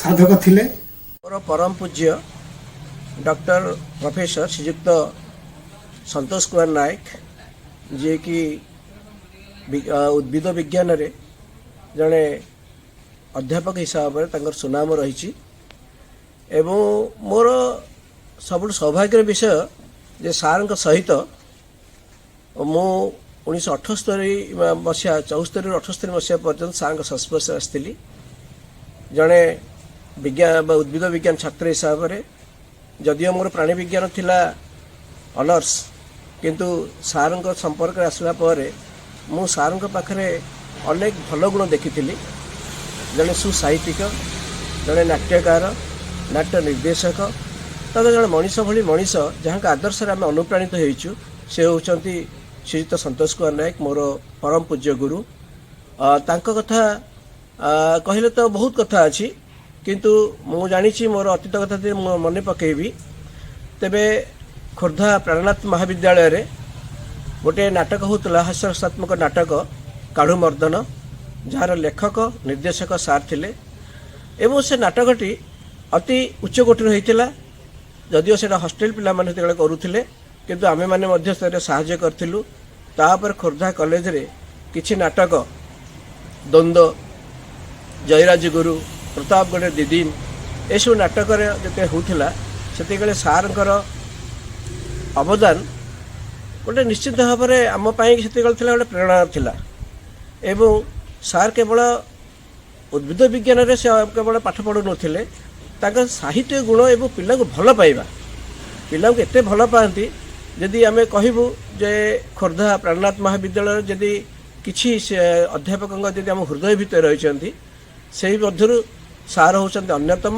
एवं तांका प्रेरणा आम सबुबेले अलग दिगो आगे नहीं आमे मध्य नाटक करिछु बा आमे किछि लेखा लेखी करूँ आम सार कथा मन पड़े मोर मन अच्छे 2004 मसीह खोर्धा सर्कल तरफ विज्ञान भित्तिक प्रदर्शनी सर्कल स्तरीय होता से सार जाते चीफ गेस्ट हिसाब से जाते मुख्य अतिथि रूपे से जाते सेठी आसते आमर तत्कालीन शिक्षा मंत्री आसते तत्कालीन बहुत अनेक व्यक्तिविशेष आसते किंतु सारंकर जो वक्तव्य थिला जेनेटिक संबंध रे जीनीय विज्ञान संबंध रे थिला ताहा सबुठु समस्त कि भारी ग्रहणीय होता एवं सार माने सार सेठी जाइछथि मु सेठी बेसी माने समस्त धन्यवाद देले जाओ एबडी जने सार को आनिकरी को लोकप्रिय करबा एक उच्च चिंतन सेथि पई जे विज्ञान वैज्ञानिक मानकर बलिष्ठ अवदान रही सेमानक मध्यरु आम सबुरी प्रिय शिक्षाविद तथा ओडिया वैज्ञानिक डॉक्टर संतोष कुमार नायक अन्यतम विभिन्न जातीय अंतर्जातीय पत्र पत्रिका विज्ञान संदर्भ विषय रे विशेषकर उद्भिद विज्ञान रे अनालोचित सिद्धांत उपस्थापन करी वैज्ञानिक अनुसंधान रे बहुत तथ्य लोकलोचन को आनी पारिछन्ति सौभाग्यवशतः से भली जने विशिष्ट वैज्ञानिक को विज्ञान मेलार मुख्य वक्ता भाव में बहुमंच योगदान करिवार सुजोग आम मानकु मिली अनेक अभिभावक विज्ञान अनुसंधित बुद्धिजीवी छात्र छात्री विज्ञान शिक्षक मानकु निजस्व शैली रे वक्तव्य रखी समग्र समवेत जनमानस को सचेतनतार उपादेय दिगगुड़िक प्रति आकर्षित करी कुदियारी मई विद्यालय जिला स्तरीय विज्ञान मेलार बहु प्रियभाजन होइथिले। अनन्य कार्यक्रम मध्यरु मीट दि साइंटिस्ट कार्यक्रम रे दैनंदिन चलनी रे खाद्य पानीय जल रोग शरीर रक्षा उपरे छात्र छात्री विज्ञान शिक्षक मान विभिन्न प्रश्नर उत्तर रखी बहु आदृत होइथिले। परिस्थिति एपरी हेला जिज्ञासु माने समय सरहद भूली अधिक जानिबा को चाहुथिले। तेणु सारंकर फोन नंबर देई आयोजक माने जिज्ञासु मानकु संतुष्ट करिथिले। जने मिष्टभाषी आमायिक सरल और ज्ञानी वैज्ञानिक को अतिथि भाव में पाई समस्ते कृतकृत होइथिले। एभली जने वैज्ञानिक छात्र होइथिबारु निजको बहु गर्वित अनुभव करुछि। सारंकर अनेक छात्र आज वैज्ञानिक गवेषक डाक्तर तथा अनेक जातीय अंतर्जातीय स्तर में उच्च पदवी रे अवस्थापित होई देश सुनाम अर्जन कर बेस सुनाम अर्जन करिसेंति। शिक्षा रे संतोष अंतिम लक्ष्य। सुनाम को धन्य करिथिबा सेई गुरुंकर आशीर्वाद अविरत गंगाधार परी मो मस्तक तथा असंख्य छात्र छात्री मानक मस्तक पड़ुथाओ यह ही कामना।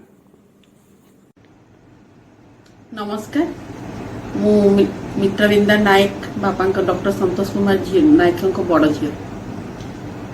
बापा बापा शब्दटी छोट लगुच कामटी पहाड़ बड़ी बड़। ठीक से भली बापा पहाड़ बड़ी ठिया है आम 5 भाई भौणी की मनीष कर उपयुक्त पाठ पढ़े सब प्रकार सुविधा सुख सुविधा देकी आम 5 जन को भाई भौणी को समाज रे ठिया कर से जड़े सरल निष्पाप लोक मनरे तांकर किसी छंद कपट ना।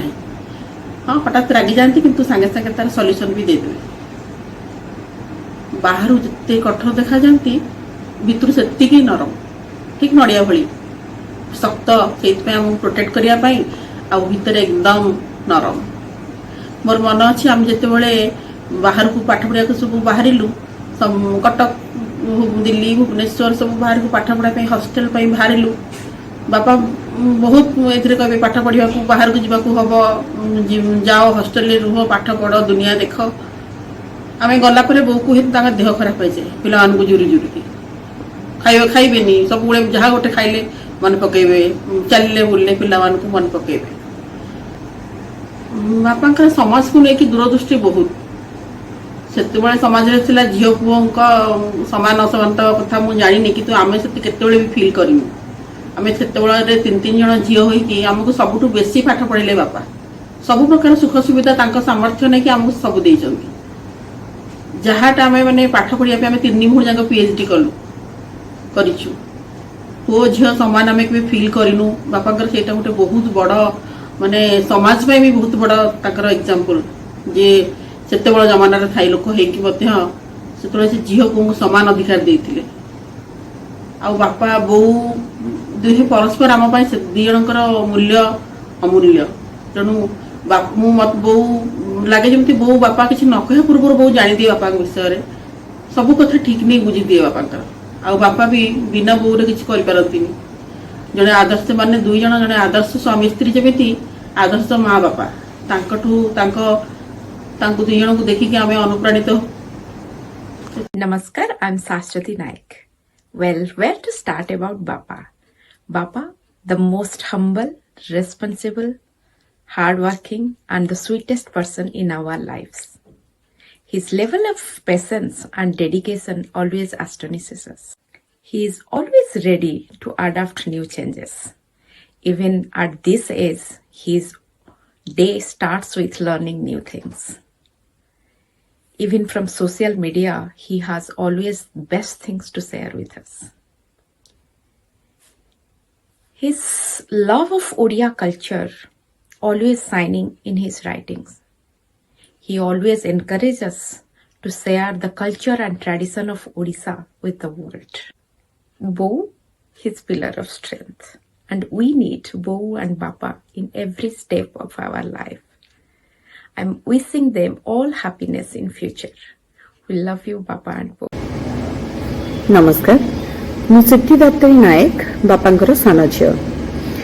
बापांकटू मु बहुत किछि शिखिछि जोटा को मु मोर लाइफ रे इंप्लीमेंट करिछि पर्सनल लाइफ रे भी वर्किंग लाइफ रे भी जेमिति कि perfection dedication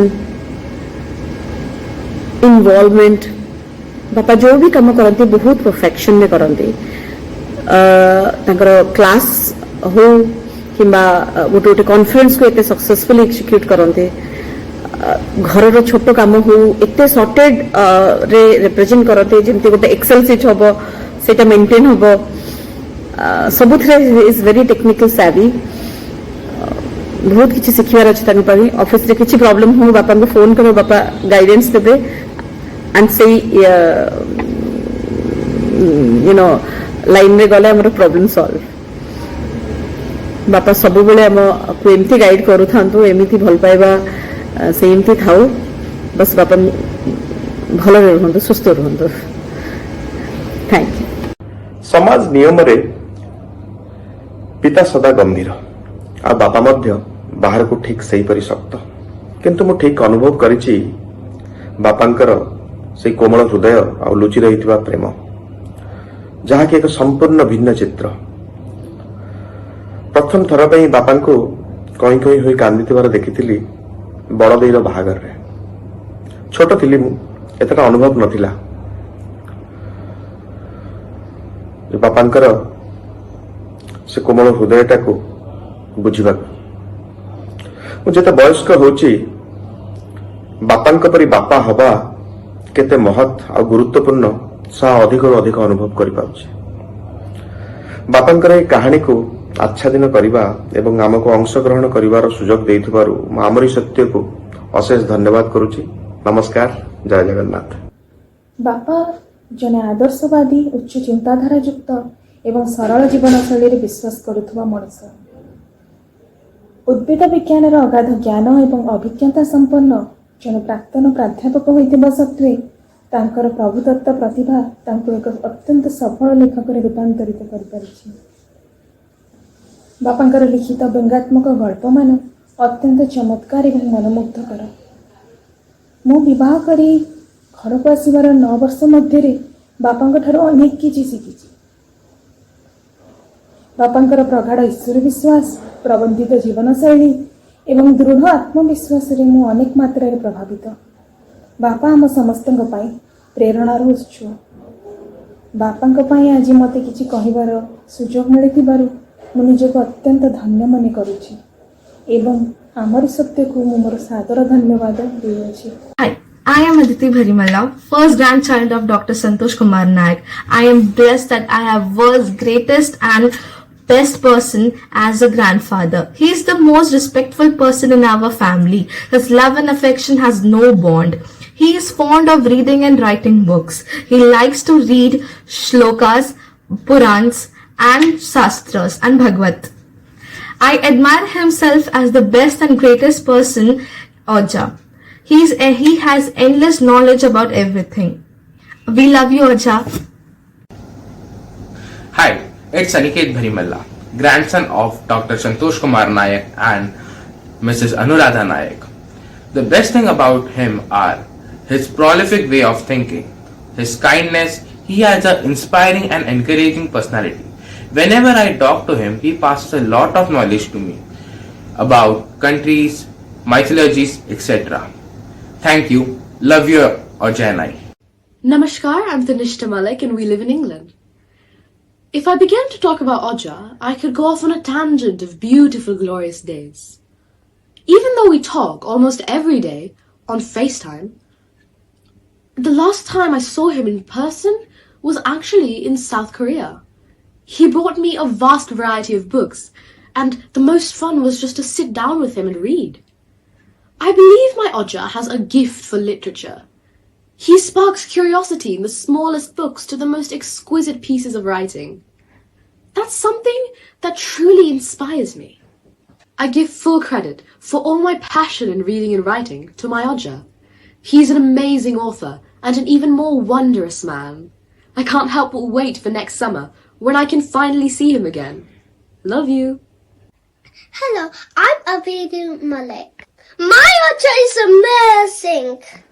I can't wait to meet him in the summer holidays. I love you, Aja. Yeah, we love you. I am Yaman Lanka. My Aja is the favorite person in the world. We have great fun time together. He teaches me so many things about science and fiction. And he shares many mythological stories with great morals. Above all, he loves me a lot. And so do I.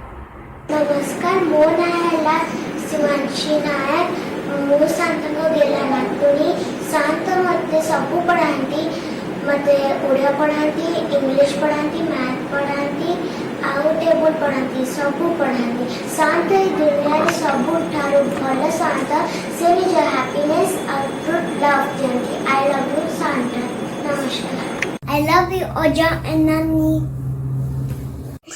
I love you, Santa. My Santa is great.